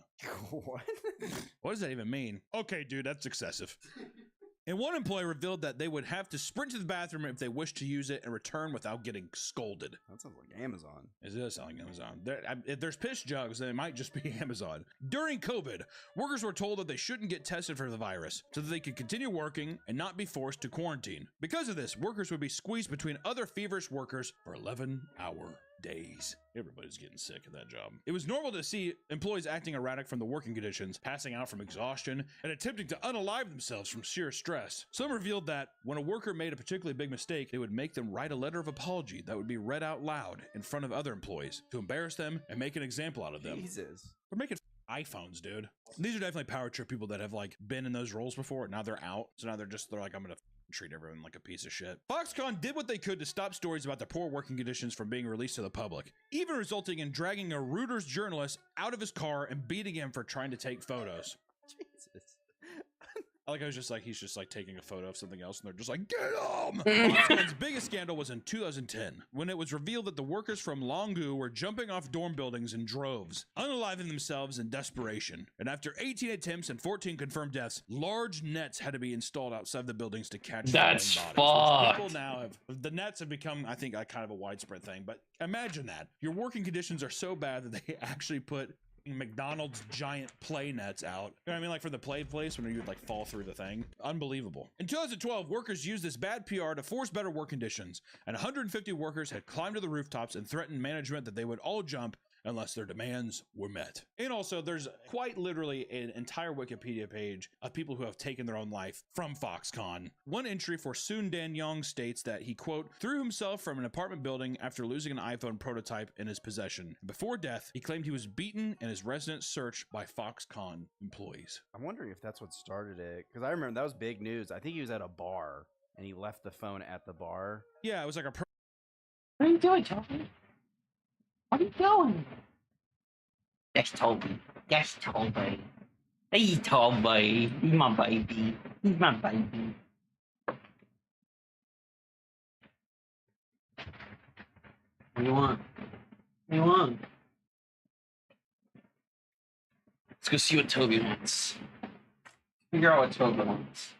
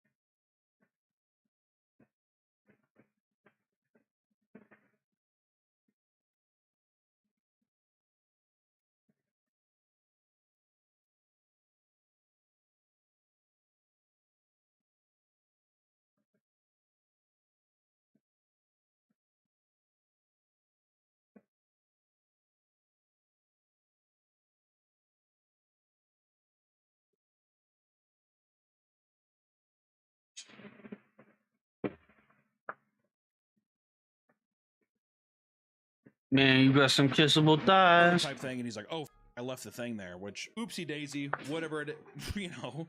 I guess if it's a prototype, it's a big deal, but at the same time, too, it's like, you know that there was some unruly shit that they did to him, tortured him, did all kinds of shit. Drive somebody to death? Come on. But to close out the video, we're going to talk about the Triangle Shirtwaist Factory. Let's go back in time a little bit, dude. We're talking about too much real stuff now. Let's go back in time to where the world was black and white and things were just a bit more. The world was black and white. The factory operated in the top of 3 floors of the Ox Building in Manhattan. It was essentially a sweatshop that hired teenage immigrant girls, working them for 12 hours a day, 7 days a week for very little pay. The working conditions were very poor. These are some of the things. The building was unsanitary. The air quality was poor and the room was not air conditioned. Bathrooms hardly worked. The stairwells were poorly lit and the sprinkler system in the building did not work. That's foreshadowing. You like foreshadowing?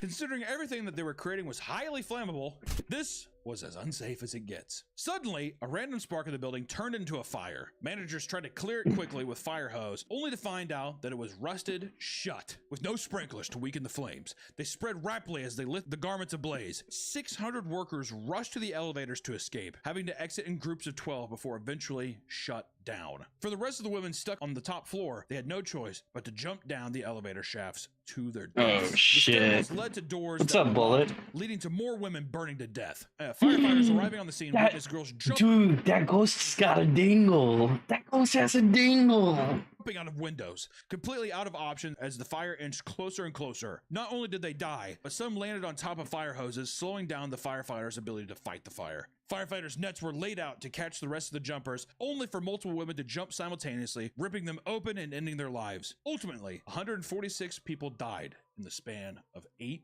months. It was a huge disaster, one that led to worker safety being taken much more seriously, and people pushed heavily for reform, resulting in worker protection laws as well as high standards for factory operations. I'm almost positive that led to like buildings having fire exits and stuff. Yeah. It's genuinely alarming how companies can force people to, in poor living areas, poor living conditions, to strong arm them into these horrible jobs, making iPhones the worst job. Out of all the, well, let me ask you this.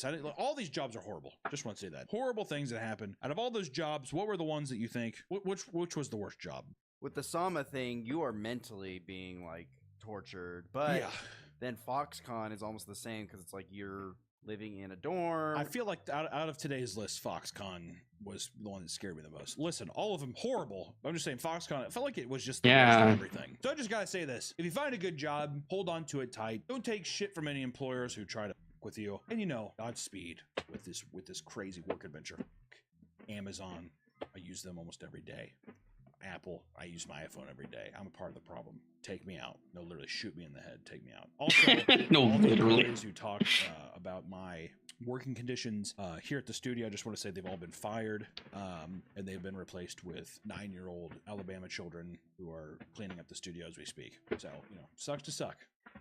Sucks to suck. A Swiss advocacy. Advocacy.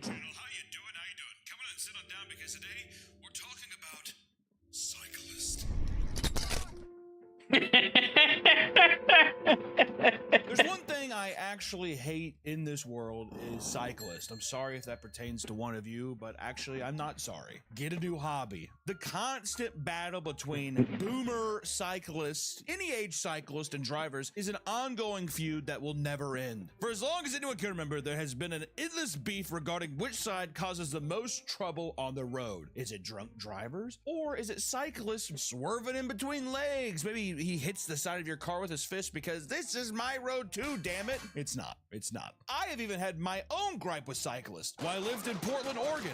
I know, shocker. A person on a bike in Portland, Oregon, smashing your car and being a... That's odd. That's odd. Following every traffic rule we could have ever done, and it was like the parking spots that are kind of diagonal. And as we were just like pulling into one of the spots, this guy on a bicycle speeds by and he hits the back of my wife's Jeep and just keeps hitting it like that. He does, look out! And we were pulling into a spot. Like, I don't know what the... And ever since then, I'll be honest, I'm a little biased. I've had an issue with cyclists. I think it's a gross hobby. Also, don't act like you're saving the world riding a bicycle. You're not. Just say that too. I'm a barista, and I'm going to my coffee job on my bike, not using fossil fuels. You can't afford a car. Just say that. Can you say that? You're probably just like, I had too many. They took away my license. Don't need a license to ride a bicycle. Whichever side's to blame, one thing's for sure. Things have gotten so heated that both sides are responding in extreme ways. And of course, there's been some viral videos of maybe older bicyclists getting in little heated debates. Not Greg. Don't bring up Greg. Drivers. And today, I think we're going to look at where did this feud start? Who's in the right? Who's in the wrong? And where bicyclists the hell are in the wrong. Going in the future. And for me, it's going to be in a car because I want to get there in one piece. One piece. Which, first off, let's just explain the feud. Cyclists often complain that drivers do not share the road with them or return the same respect because they don't deserve it already. They don't deserve it. When have you ever seen like a respectful cyclist? They say that Never. There's a lack of instruction in driver's ed about how to properly navigate the road with cyclists present. Because they don't need to be on the road. Experience cycling on the road. There's a lack of understanding for the They other don't need to side. be on the So road, cyclists are just period. like, drivers are retarded, and they don't understand that we ride, we pedal, and we have 2 wheels and not 4.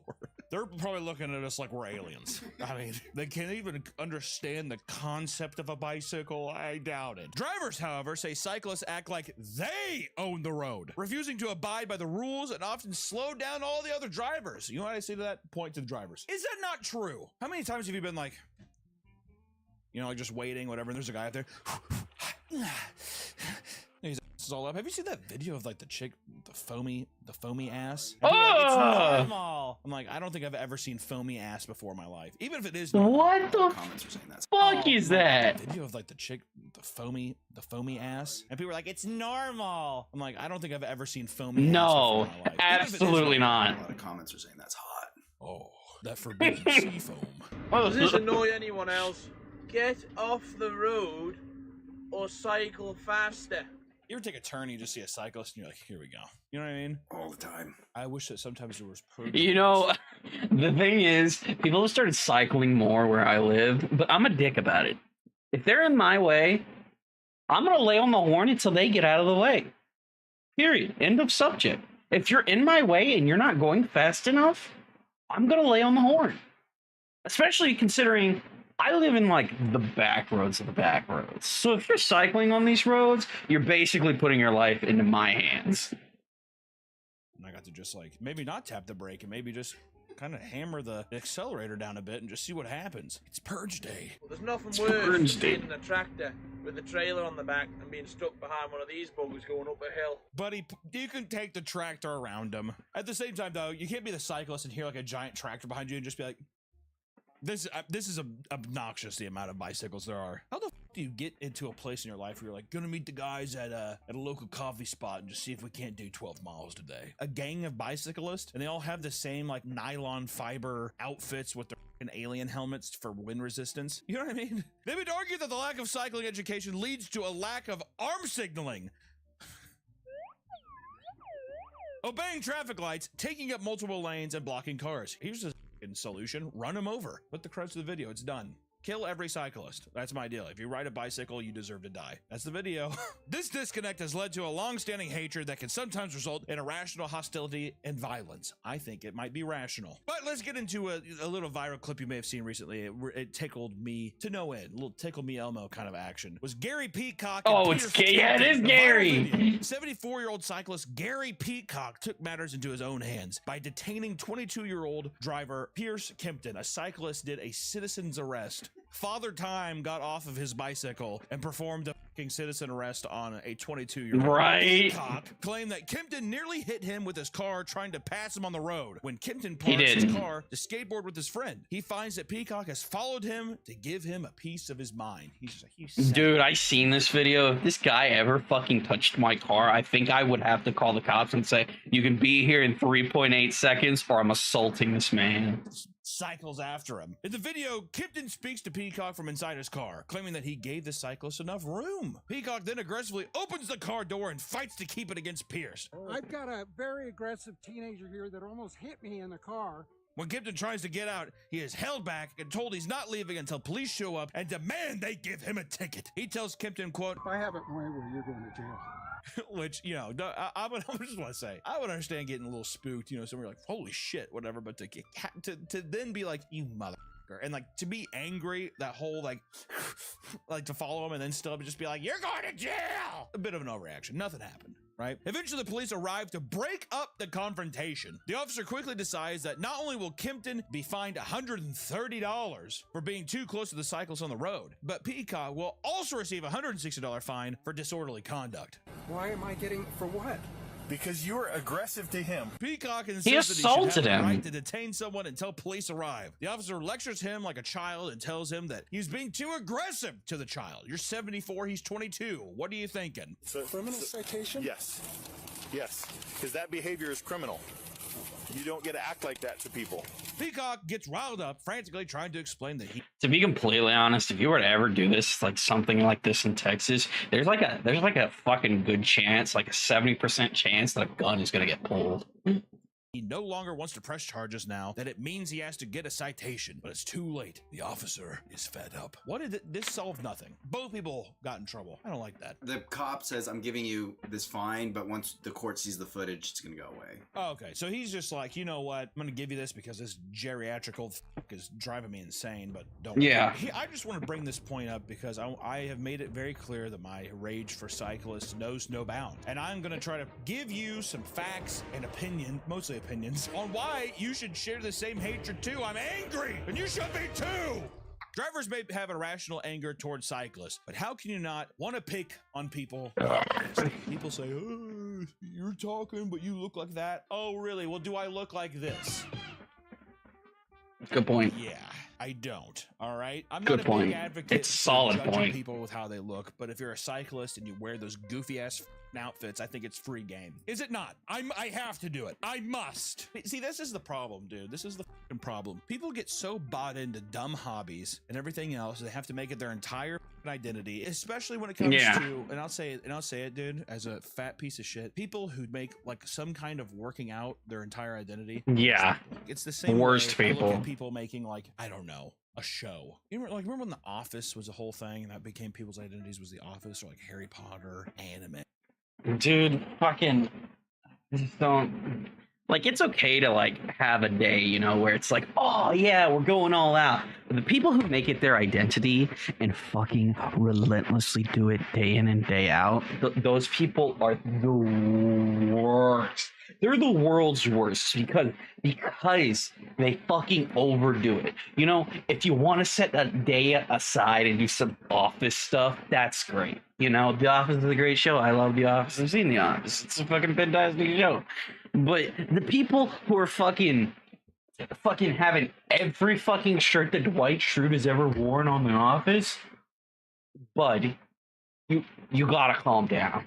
Hey, it's the same stuff. The athletes or people that do these things hold the notion over that it's like, yeah, I don't think I could really live without it, and I'm just a lot healthier because of it. Does that make sense? Is that a good? So you're saying you don't like people who commit their life to sports? That's not what I said. You can commit your life to a sport. I have more respect for you if you can. I'm saying when you make it your personality. The people wearing the alien helmet, nylon fiber outfits, and they're going on a trail ride, and they're not competing. Who was that for? Other than for you to be like, I'm a part of the clan. I'm a part of the tribe. If that doesn't make any sense, don't keep it in the video. I'm just saying my gripes. In 1992, a man named Carlson was fed up with how aggressive cyclists were treated. It was common to have insults hurled at you, and in some cases, even being bumped on the road. Good citizen. He decided to take to the streets alongside a giant group of cyclists to ride home, using the strength and numbers to force cars to let them have the road. This is what became known as critical mass. But what exactly is critical mass? Critical mass became a long-standing monthly cycling event where hundreds of cyclists would gather and flood the streets. It was essentially a party that traveled in a group across the city.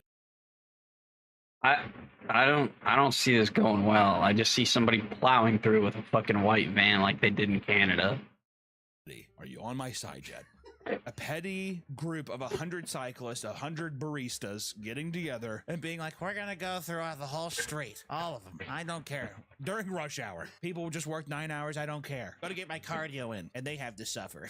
It took place on the last Friday of every month. The last Friday of every month! You have to rearrange your plans for the cyclist in the city. Okay? The main goal of critical mass is to essentially send a message to drivers that the streets belong to more than just them. Because of this, part of the event is to irritate drivers for being selfish and for not sharing the space. By being selfish and being a petty piece of shit who has to dress in the nylon thing with the alien helmet and ride around with their gay friends. Keep the gay in. I'm saying gay is not cool, not homosexual, Nick. This is likely because there was no proper accommodating infrastructure to allow cyclists to travel safely alongside traffic. Probably because when people were building cities, they never thought, God, there's gonna be freaks roaming the streets on 2 wheels, riding around. Everyone else in the world is in cars. Anything for bikes, that person was probably stoned to death. Anybody back in the day who's like, what about bikes? What about bicycles? They probably took one of those, like, the stone slings and they're like, you know what I mean? Whoosh. It was common for them to completely take over the road, getting in the way of any driver who happened to be near them. So petty. Like a guy's just driving, they're just like,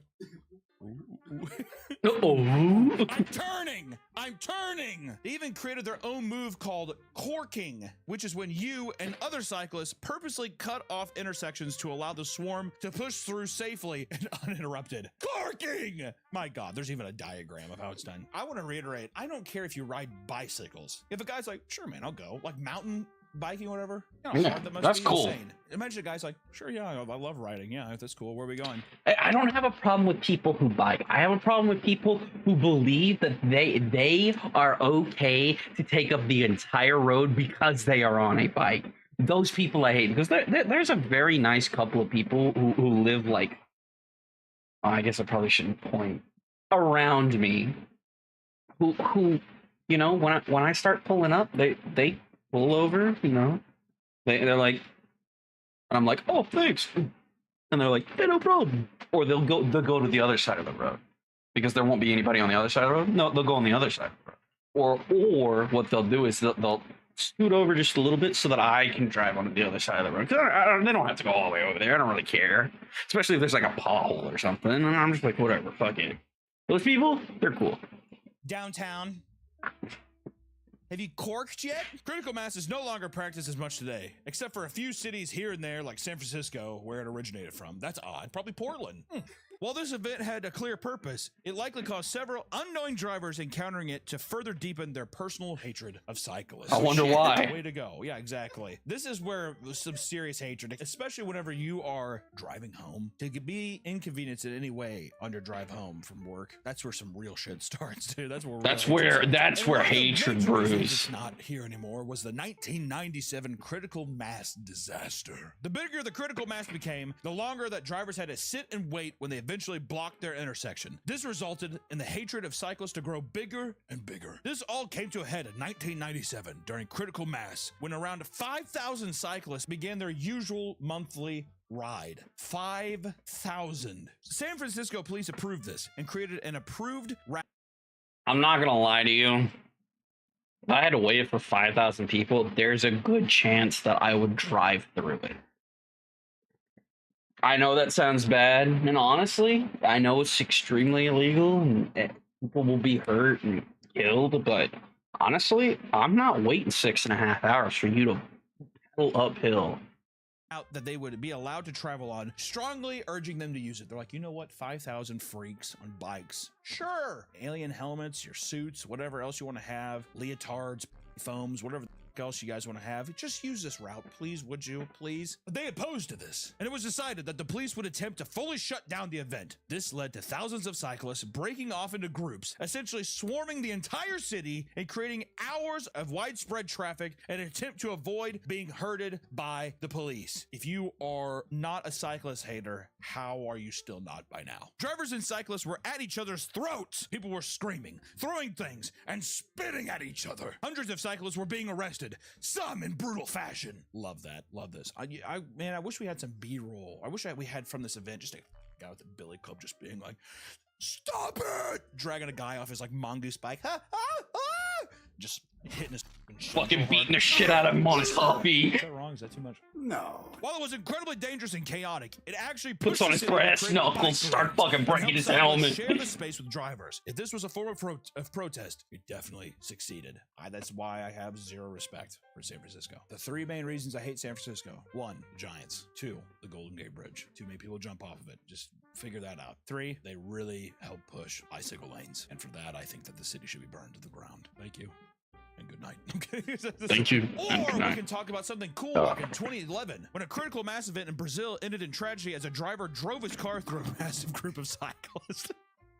You push people to the brink, Nick. You push them to the edge. Yeah. This man responsible was a 47-year-old man named Ricardo Nice, who was fed up of being held up by the group. He claimed that nearby participants were threatening to flip over his car and that he sped away from them in an act of self-defense. I agree. Cyclists who witnessed the event claimed that Ricardo simply wanted to get past them and that he was in fact the person dishing out threats. I'm gonna go on a limb here and definitely say Ricardo was probably in his car and he's just like, dude,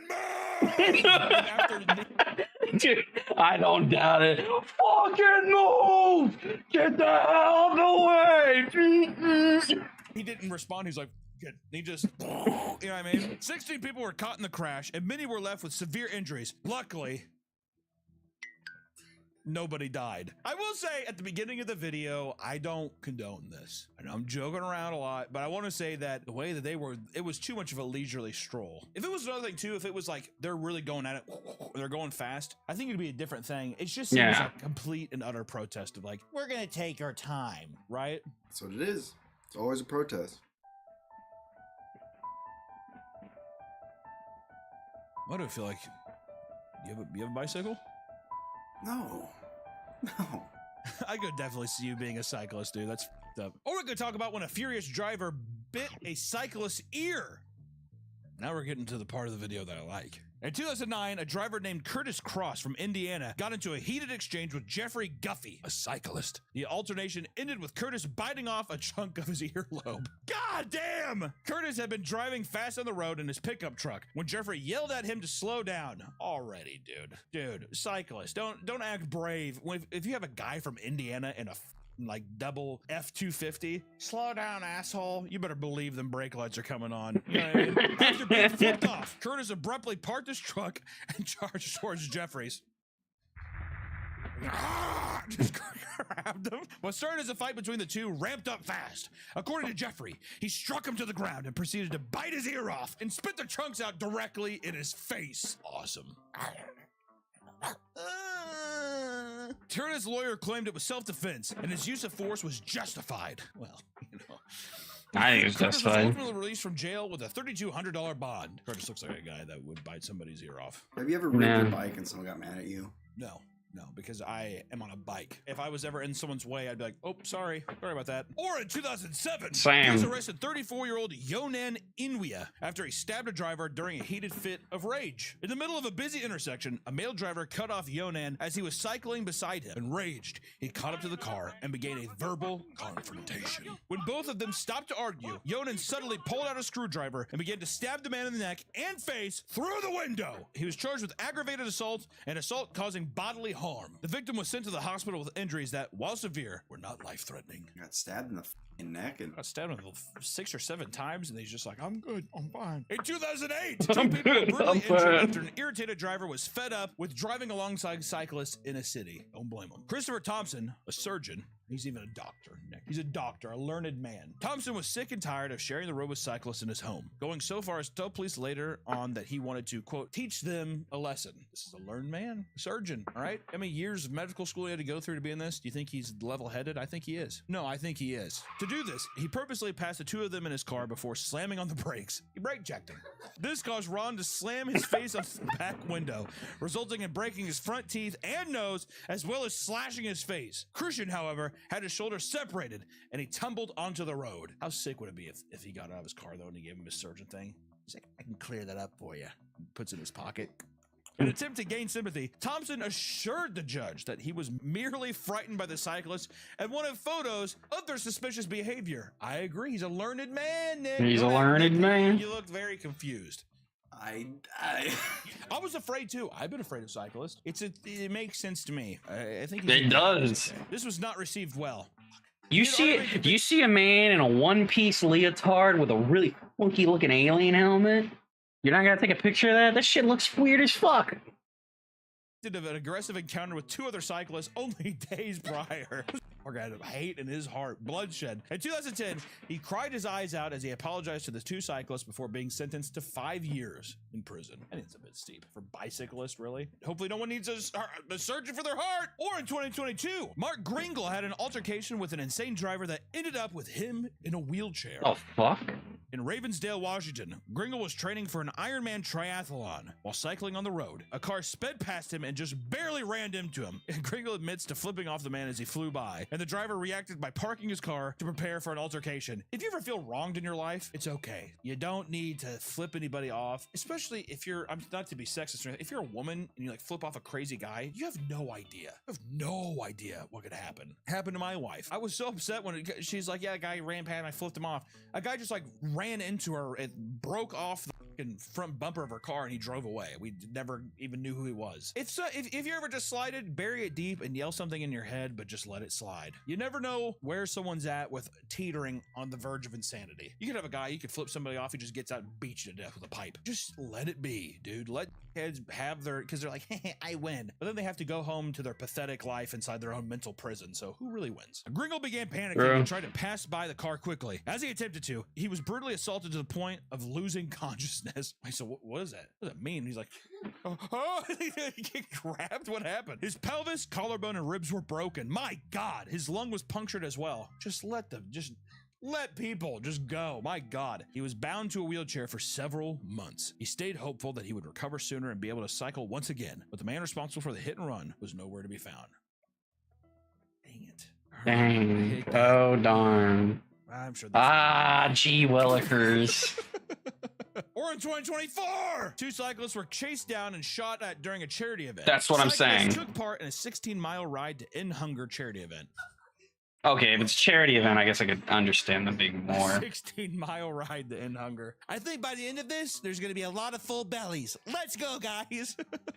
Which angered 66-year-old David Earl. This guy Buston, looks like he shoots fed up with people. The cyclist taking up room on the road, getting in the way. He quickly swerved around them, attempting to force them off the road. Instead of going on about his day, he decided to get back at them for inconveniencing him. Buston parked his car and loaded a Winchester Model 1300 shotgun. Jeez. No, I'm peeing. That's fuck.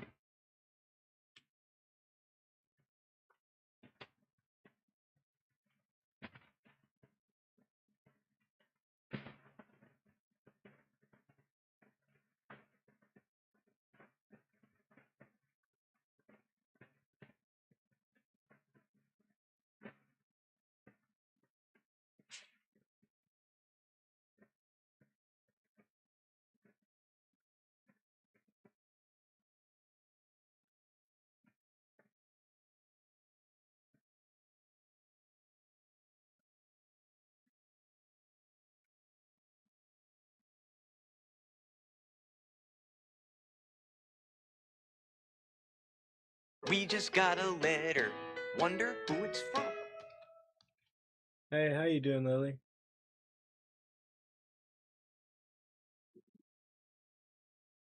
Well, I saw you in here by yourself. I thought I'd come say hello, maybe smoke with you.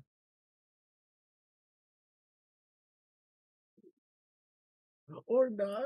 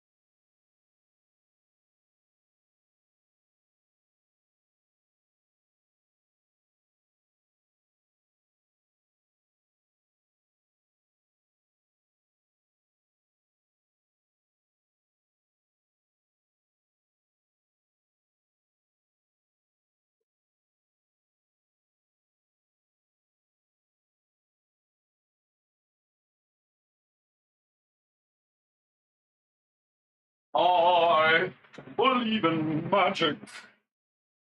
They're called Lucky Charms. He shot 3 rounds toward the passing cyclist and missed every shot. He was found by police and taken into custody, later being charged with first-degree assault and reckless endangerment. What a f***ing dipshit. How can you be that angry? Like, don't get me wrong, I hate cyclists, don't get me wrong, but you pull over and just be like, I'm gonna kill him. And then you go about, you miss every shot. What are you, a fucking moron? My God. And lastly, in 2017, cyclist John Weisenberger was nearly run over by an enraged driver after confrontation on the road. 55-year-old Matthew Engel had turned onto the street to find Jan taking up the center of the lane. Furious, Engel pulls up next to him and begins screaming at him.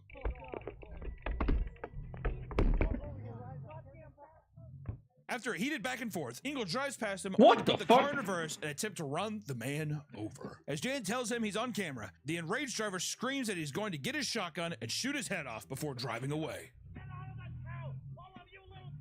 You're on camera. You're on camera. You're on camera. You're on camera, motherfucker. Come here. That's the opposite reaction. You're on camera. Cool. I'm going to murder you on camera. Matthew Engel has been charged. Cool. I'm going to murder you on camera. With reckless driving and declines to comment on what took place that day. He was risking facing up to 90 days in prison for his violent actions. It was thrown out after Engel proved to be taking anger management classes. Wow.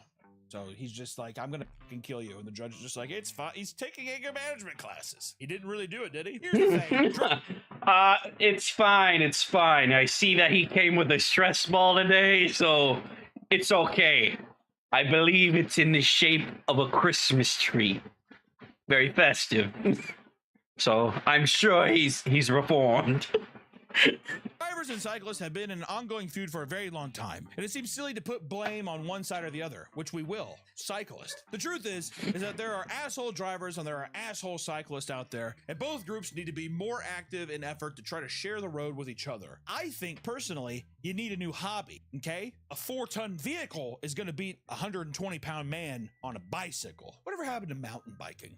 Right? Go to the mountains. Trails. Now we have to do it like, dude, I have to get my fix in around my neighborhood. 5 p.m. I got up real early for my coffee job. I don't know why I keep bringing the barista thing. I think it's just because the guy that hit the side of my wife's car, I'm pretty sure he was a barista. He had like a coffee house shirt thing on, whatever. And a Starbucks apron on. Definitely, there's no way they'd be Starbucks. It has to be some local thing where it has to be local brew. Et cetera, et cetera. All I know because he probably talks like, dude, you can't just. You gotta slow roast the beans for 4 hours. Cyclists are one of the more annoying, I don't know, subsects of people out there, right? You have gym people who can be annoying in gyms and try to be the alpha in situations. But when it comes to people getting full-fledged assaults, people shooting guns at each other, granted all those are the car drivers, but I think it's more so, it's just the idea of feeling like you're going to inconvenience someone just because you're on a bike. They need to share the road on either side, right? So this is what I gotta say. If anything, this has became more of a road rage video. I would say if at the end of the day, if you feel like somebody slighted you, swallow that pride. Going home and relaxing, hey, give it 10 minutes, you're going to feel totally fine. Don't ruin the rest of your life over a second of anger that pushes you to do something that you're probably going to regret for the rest of your life. And also, run over every cyclist you see on the road. All I got to say is that's my video for today. If you get on a bike, be careful out there. Take it easy.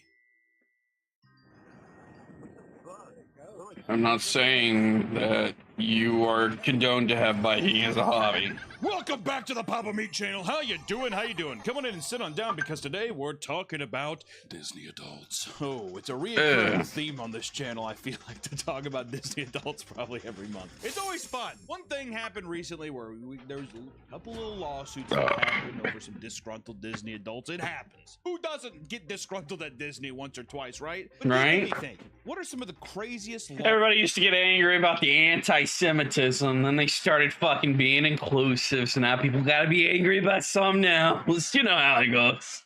Lawsuits that has happened at Disney, whether it be from the Disney adults themselves or from God.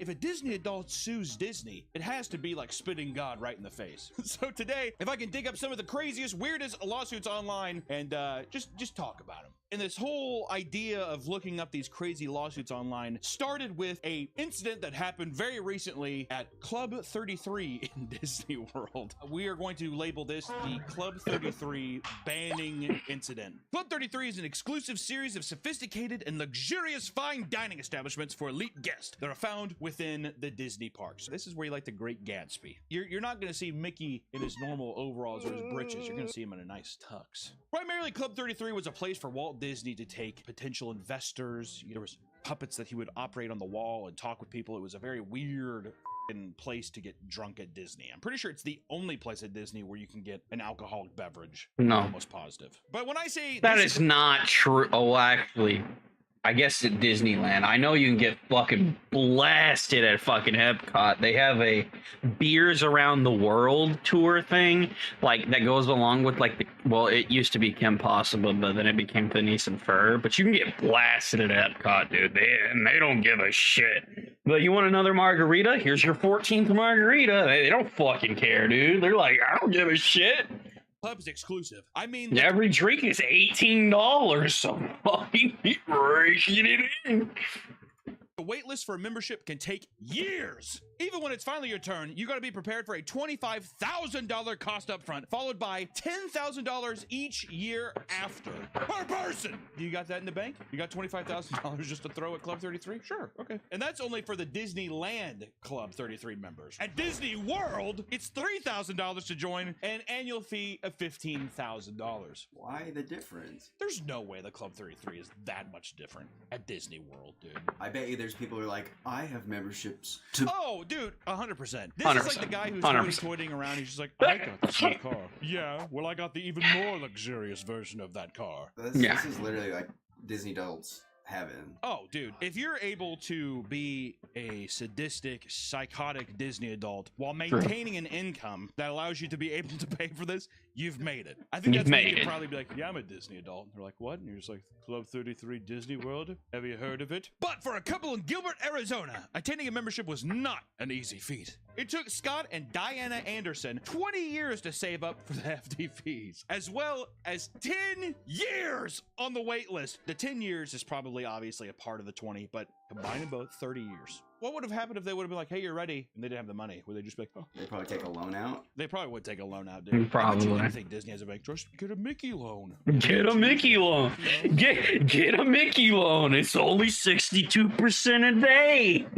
McDonald's loan, and we have a fucking Mickey loan.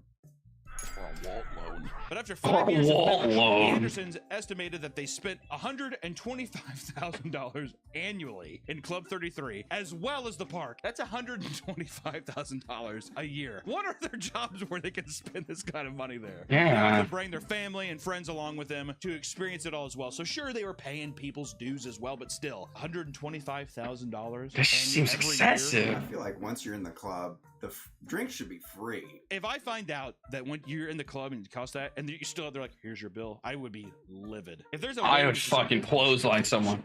Got a couple questions. That's been my funny thing lately. Hit my card on the beep or whatever. It's gonna ask you a quick question though, real quick.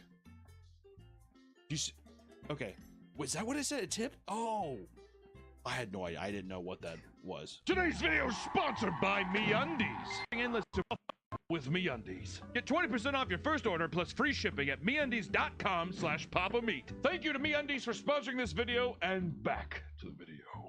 But their fun came to an end in 2017 as Scott Anderson had a little too much to drink one day at the park, showing signs of being publicly intoxicated, which is forbidden in Club 33. One of the cardinal sins of Club 33, can't get drunk. That's bullshit. The only place to grab a drink. Well, I'm sorry. You got to pay $125,000 a year, and you can't get blasted in the club? What the fuck? In the park, it's your favorite place on earth. I've spent hundreds of thousands of dollars here, and I can't get a fucking buzz going. Are you kidding me? I can't get a couple Mickey Mai Tais and start walking around the park yelling at children. That's bullshit. You should be given a pass to where someone's like, sir, and you just flash like your Club 33 membership right away. You just like fucking club a kid in the face. That would be worth the price. But Scott claimed this was due to a medical condition, specifically vestibular migraine. Vestibular migraine. Look up what that is. That's what I have. Looking at vestibular migraine. Vestibular migraine. Put up with that. Central nervous system coordination, vestibular. Oh, it's in the inner ear. That's what I have. Looking at this fucking bright ass light, dude. What followed is a lengthy attempt to fight the ban, going so far as to spend $400,000 on legal fees only to lose their case. Oh, that sucks. Even with the staggering. Whoa, how did they lose? Did they go to Disney Court? Legal bills piling up. The Andersons still plan to appeal. Diana told the media outlet, I'll sell a kidney. I don't care. To be that mentally and emotionally manipulated and completely gone to be like, I don't care. I will pay anything to get back in that fucking park and Club 33 status. Kind of makes you think there's some eyes wide shut shit going on in there. It kind of feels.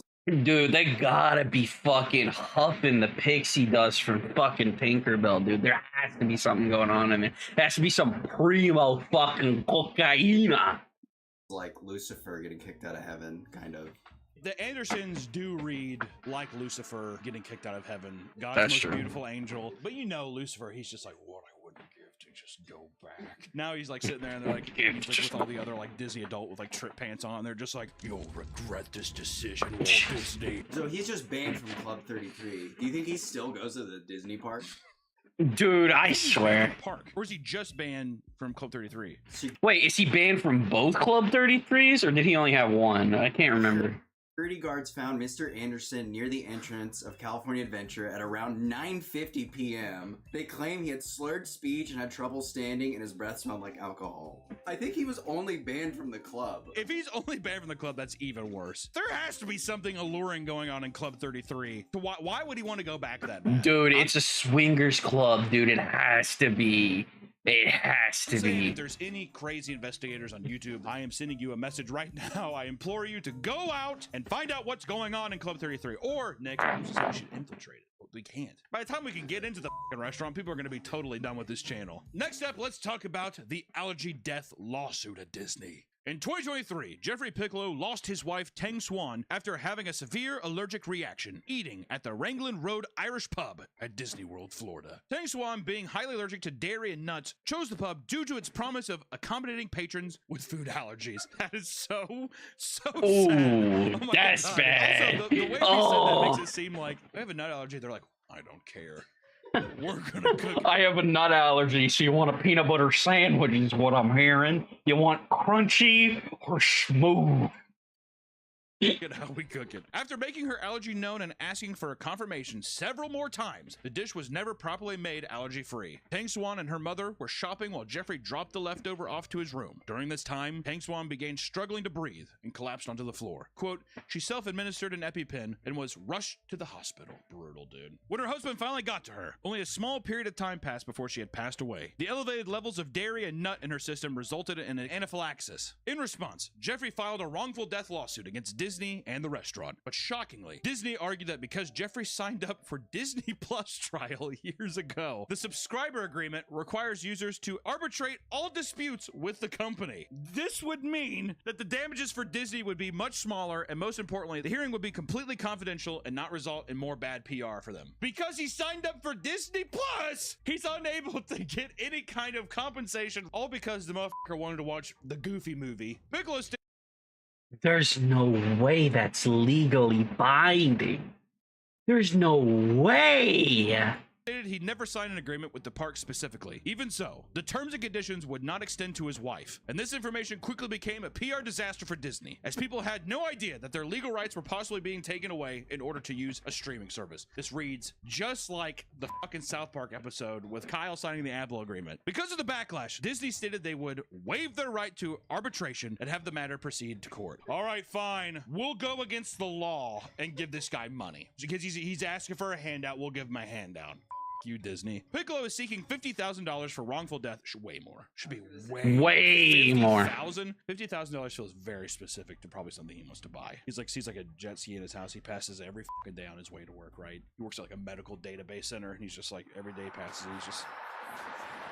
For whom the bell tolls, baby. I'd be like, I gave you 50 grand and the fucking Club 33. Piccolo is seeking $50,000 for wrongful death, as well as a mental and pain and suffering, loss of companionship and protection loss of income, and medical and funeral expenses. You know what feels kind of weird too is it feels like in a way this guy loved Disneyland stuff. It doesn't even seem like he's even trying to like get more than what he thinks he deserves in this case. It just feels like a guy who's like, he's not being greedy. He's just like, I actually need this for whatever reason. If it was me, I'd be like, millions and millions and millions. Nah, dude, if I had a fucking lawsuit with Disney, dude, I'd be like, here's the number. You didn't put a number on there. I know, I want it all.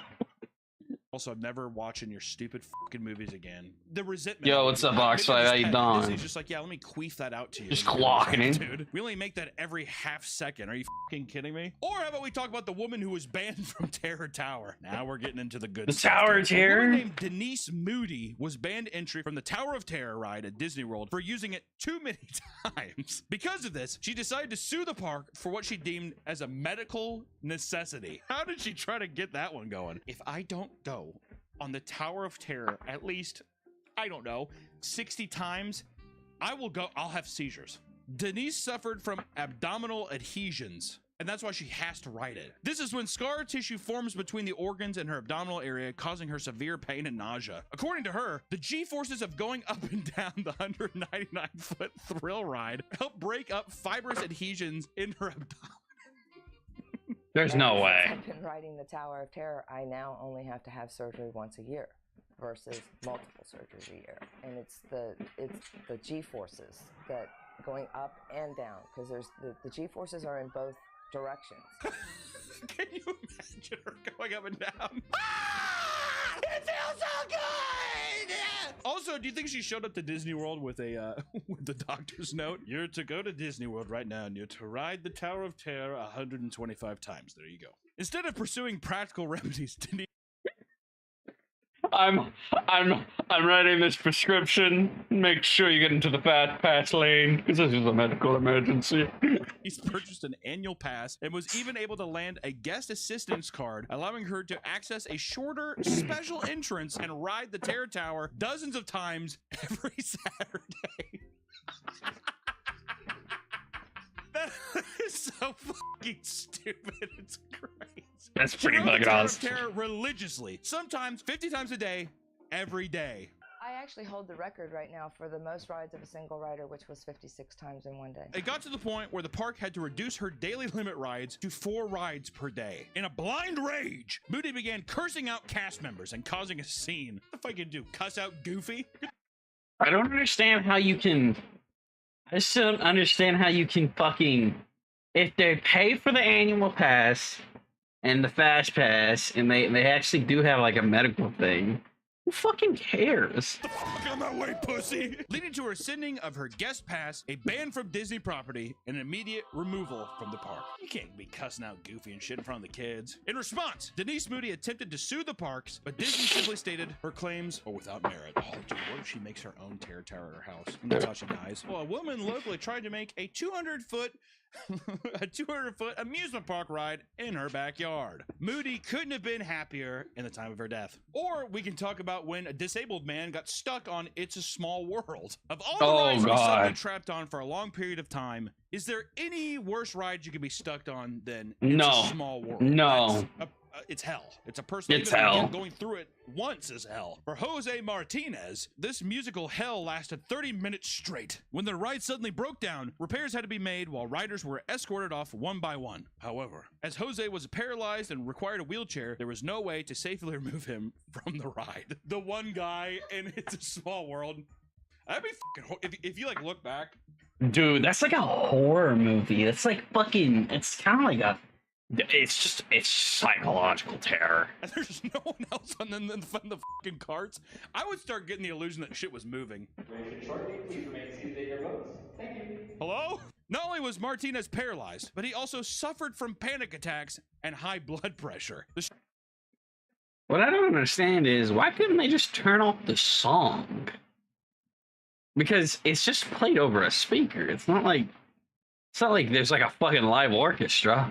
Stress of the ride breaking down, coupled with a seemingly endless barrage of repeating music, resulted in serious emotional distress. No shit, dude. The condition was aggravated by Martinez needing to take a piss, basically. He had to take a piss real bad. It's a Tiny World is playing on loop in his head. He's seeing fucking dwarves running around left and right. And Goofy's laughs behind him. He's having a do it. Martinez was ultimately awarded $8,000 in damages for pain and suffering and for disability law violation. I am glad he got the $8,000. Makes the guy who lost his wife over the nut allergy needed way more. If Jose's getting $8,000 for that motherfucker who lost his wife needs, millions. That is fucked. Have you seen that video? I think it's French people. Oh. I think they're, but they jump. They like jumped in A Small World and they like burnt the whole thing down. I haven't seen people burn down, but I've seen people get out and like grab shit or steal stuff off the rides. I think they burnt the whole thing down. Disney has their own police thing now too. People used to keep getting on the rides and doing shit or like falling because it was like there's like a water track on some rides and stuff where people would be falling into the water and shit. But now if you get on the rides, Disney police can like run up and they'll straight up like tackle your ass. Yeah. Next up, let's talk about the woman who was tricked into being on the Matterhorn ride. Wait, so do I take a left? Well, why am I in line now? Oh, Joe, I'm sitting down on a ride. No! This seemingly endless stream of Disney lawsuits is nothing new into the park. Some of these goofy stories date back to when the park was only a few years old. And in 1959, a woman claimed that she was traumatized after riding the Matterhorn bobsleds. I was too, dude. Are you fucking kidding me? I was too. I thought I was gonna break my fucking neck riding that thing. According to her, she had no idea that the ride was a roller coaster and that she never would have boarded if she had known. Well, what do you mean? What goes on in the mountain? I didn't know this is what this was! She tried to sue the park and lost the trial almost immediately. In her anger, the woman accosted a Disney lawyer in the hallway outside the courtroom. She then put a curse on him to keep him from winning another case. And I'm pretty sure the guy won the next case after. If I was a betting man, I doubt the Disney curse worked. Or we can talk about the nacho cheese lawsuit. In 2011, a 4-year-old child named Isaiah Harris suffered 2nd and 3rd degree burns after eating what was claimed to be scalding hot nacho cheese. I wouldn't have eaten the scalding hot nacho cheese if it was me. The family was taking their first trip to Walt Disney World in Orlando. Oh, I remember this Florida, place. deciding to dine at Cosmic Ray's Starlight I Cafe. love Cosmic Rays. As Isaiah's food was being set down, the molten hot nacho cheese sprayed into the young man's face. Wait, so he didn't even eat it? No. Like, walk up to it, here's your food. According to their attorney, it must have been at least 160 degrees Fahrenheit. It was stated in the court documents that Isaiah recovered completely from the effects of the injuries. A $50,000 settlement was requested due to the damages and Extreme's emotional distress. Give the dead man more money! I like how they are even like, he recovered perfectly. Seriously, almost no signs of it ever happening. Here's $50,000. The guy who's like sitting there, he's like at his like wife's fucking funeral plot. He's just like, should have asked for more money. The 50,000 thing is actually starting to fucking piss me off now. She asked several times for the food to be inspected, right? And they're like, totally. There's Totally. no way Yep, that this is not totally. the first rodeo, or whatever, right? Because also, you know what $50,000 feels like? It's like if you get 1 million, more eyes are on you about people being like, you got a big lawsuit win. If he's like 50K, he's being modest. He just wants to retreat back, whatever. Yeah. Oh man. I guess that don't makes sense. know. Or we could talk about, in 1989, a lawsuit was filed when Lonnie and Karen Boozer, great name. That's a their fucking 5-year-old awesome daughter, name. Lindsay to Disneyland, only to be falsely accused of stealing a $2.50 piggy bank. Give her the fucking piggy bank, dude. It's $2.50. This is 1989. Okay, so it's a $5 piggy bank. After being brought to Yeah, the it's a security $5 office, piggy bank. Lindsay glimpsed costume cast members walking around backstage without their costume heads. That's when the white girl found out that Mickey Mouse was a 50-year-old Mexican guy. It was his day job. You know what I mean? She's like, what? No! No! Also, I'd be like, yeah, I would ruin everything. Santa's not real. There's no leprechauns. Rainbows are just fucking, it's like something with the sky. I don't know what happened. There's no pot of gold, dude. I'm getting hung up on the leprechaun thing. This shocked Lindsay, as only moments ago, she was hugging and shaking hands with her favorite characters before being detained. Yeah, but you were also fucking stealing shit, dude. You're a crook. Allegedly. Yeah, allegedly. She Allegedly. $1 million lawsuit Dude, for being wrongly give detained, them and dead. their daughter became depressed and withdrawn after seeing that her favorite characters were in fact just costumes, that they were just Puerto Rican and Asian people dressed up as Disney characters in giant felt suits. What do you expect, man? Supposedly, the 5-year-old child had to spend 3 months in therapy because of the whole ordeal. Eventually, the lawsuit settled out of court for an undisclosed sum. They actually got money out of that. The $50,000 guy, the death deal, is on. Dude, he got fucked fucked. because it is stacking up quickly. How about we talk about Pooh takes the stand for assault? This one is fucking tragic. So get your tissues ready, because Dude. Pooh Bear assaults people. I got the beat.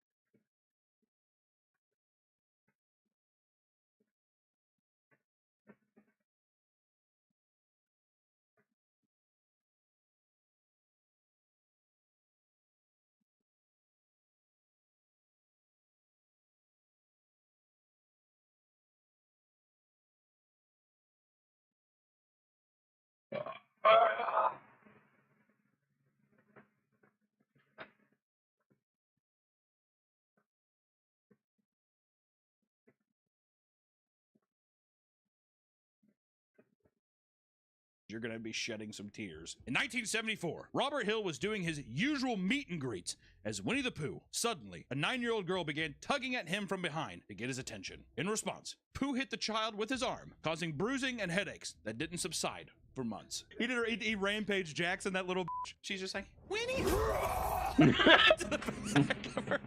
This This, however, was a series of events according to the girl's family. There we go. In a recent interview, Hill stated that he was trying to spin around and playfully scare her, instead hitting her. Okay, well... I was just being, I'm a bear, remember? It's like you're Winnie the Pooh, dude. Where the f are you trying to scare somebody? A suit was filed against Hill for damages, and it was decided that Pooh would approach the stand in costume to avoid breaking character in front of a crowd. What? Because costume characters could not speak, only head nods, foot stomps, and big swings of his tummy could indicate answers. You're talking about a guy in a costume showing up who cannot talk, and this is over the assault of a child in a court case. And the person's just like,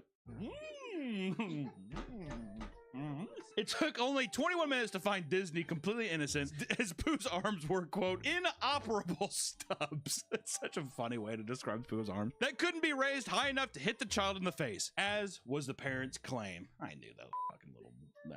They were lying, dude. Come on. Oh my god, this is the costume from the 70s when this occurred. I'll tell you what the stubs are. That's a great phrase for what Pooh's arms are. That is insane. Or the Typhoon Lagoon wedgie incident. Yes, a lawsuit over a wedgie, ladies and gentlemen. Emma McGinnis attempted to sue the park for $50,000. This is becoming my number 23. You ever see that movie with Jim Carrey? He becomes obsessed over the number 23. Mine's 50,000 now. Emma McGinnis attempted to sue the park for $50,000 after a painful wedgie left her seriously injured at the Typhoon Lagoon water park on her 30th birthday. She went on the Humunga Cowabunga water slide, which features a near vertical 5-story drop. According to the lawsuit, she became airborne before being slammed downward against the slide on the way down. The impact shot her swimsuit inside her, causing an extreme wedgie. I hear that the wedgie's funny because you usually think of your friend pulling up in his asshole, it rips his asshole up and maybe it bleeds a little bit. It's kind of funny.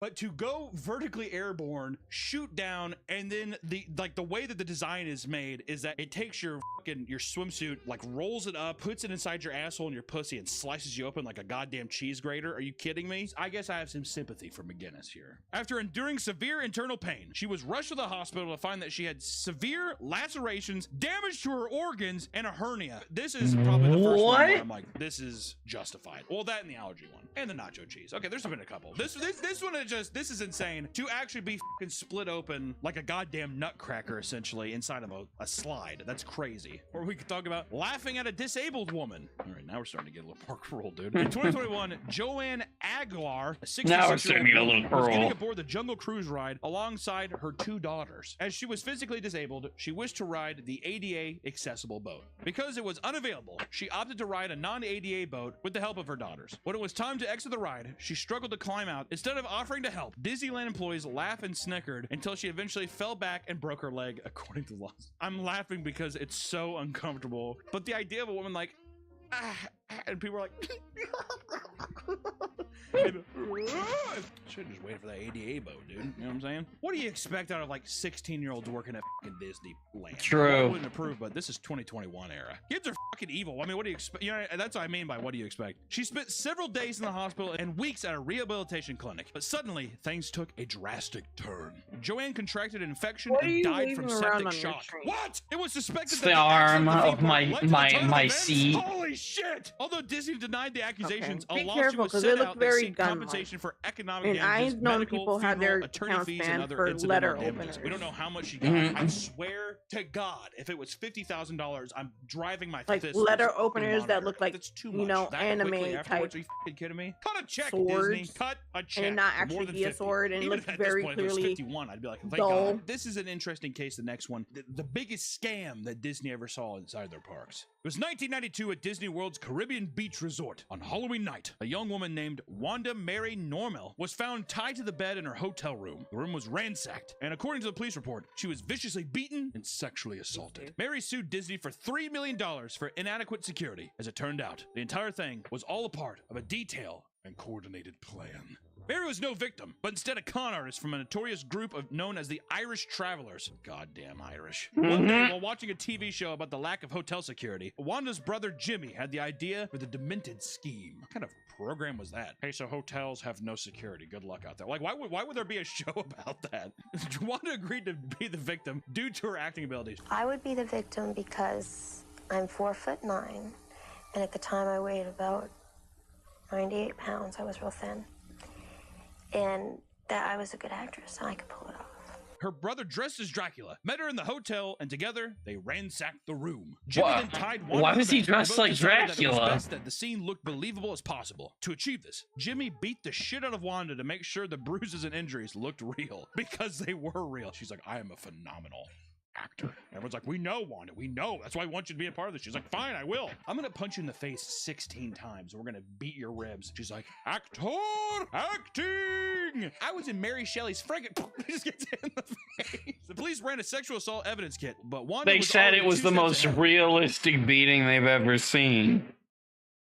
That's why I get beat for 5 minutes straight. She intentionally had sex with a friend of hers the day before in order to make her story look more believable. Ultimately, the amount of money at play was big enough that it began creating friction between the sister that was along for the con. Wanda's sister Jessie pushed to be her financial advisor. Wanda suspected that her sister was trying to steal the money for herself. She was going to be my financial advisor.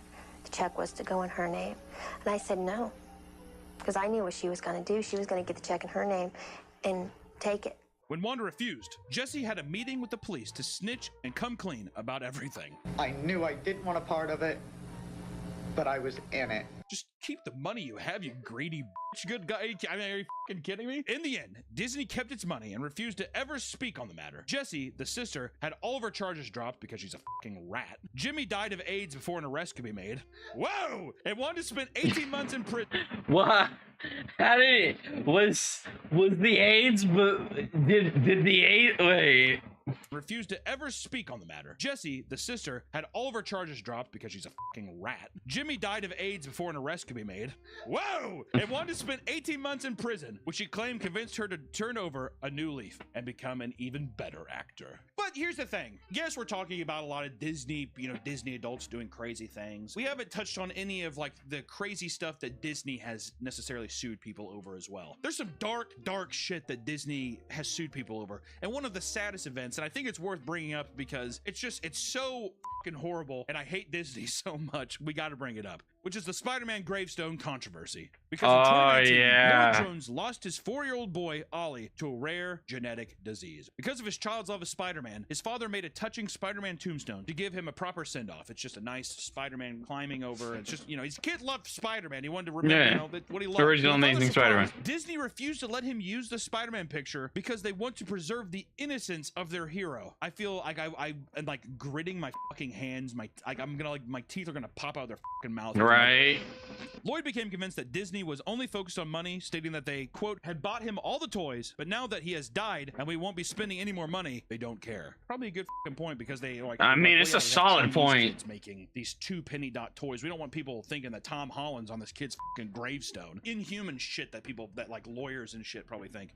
Because lawyers are scum. They're the worst people on earth. That and car salesmen. That and realtors. This goes back to a policy that began with Walt Disney himself. It states that their characters cannot be used on headstones, cemeteries, or funeral urns. Although he was not permitted to use the image, Disney reached out and offered to illustrate a hand-inked, hand-painted, personalized celluloid that recognizes his love for Spider-Man. I always hate that it has to come to this, like, it's only public outrage, where they're just like, well, fine. We'll let him put Spider-Man on his dead kid's grave. And we'll make it hand-painted. Ooh, you want it to be hand-painted? It's personally for you. Like, I would never want to receive that. After that first initial thing, or I'd just be like, go f*** yourself, I'm doing it. Come remove it, I would like to see you try. You know what I mean? Like, that's absurd. Yeah, like, what would Disney do? It's not like they could come and remove the gravestone, because it's against the law to desecrate a gravestone, isn't it? Here's the thing. There's a lot of cases out there. I'm sure there's more that we could even go into. But for now, I think it clearly shows the weird manipulation of families at Disney is such a sad thing. You have these devoted people like it's a religion. Some people, yes, I will say, I think try to abuse the system for financial gain. Some. I would say the majority of these, though, were people that were helpless in a moment and just want to be compensated or to feel like they weren't wronged by the thing that they just desperately love. But you have to remember that Disney doesn't care about you. It's a facade. It's True. They sell the idea of childhood. They sell the idea of happiness. Every penny and every ounce of happiness, joy from you. All I gotta say is be careful at Disney World. It might be the happiest place on earth, but it is not the safest place on earth. Thank you so much for watching this video, guys. We'll see you in the next one. Bye-bye. All right, it's time for me to start chilling out and get ready for bed. Love you guys. Thank you for watching. Thanks for chilling with me. I had a rough week at work, but this was fun.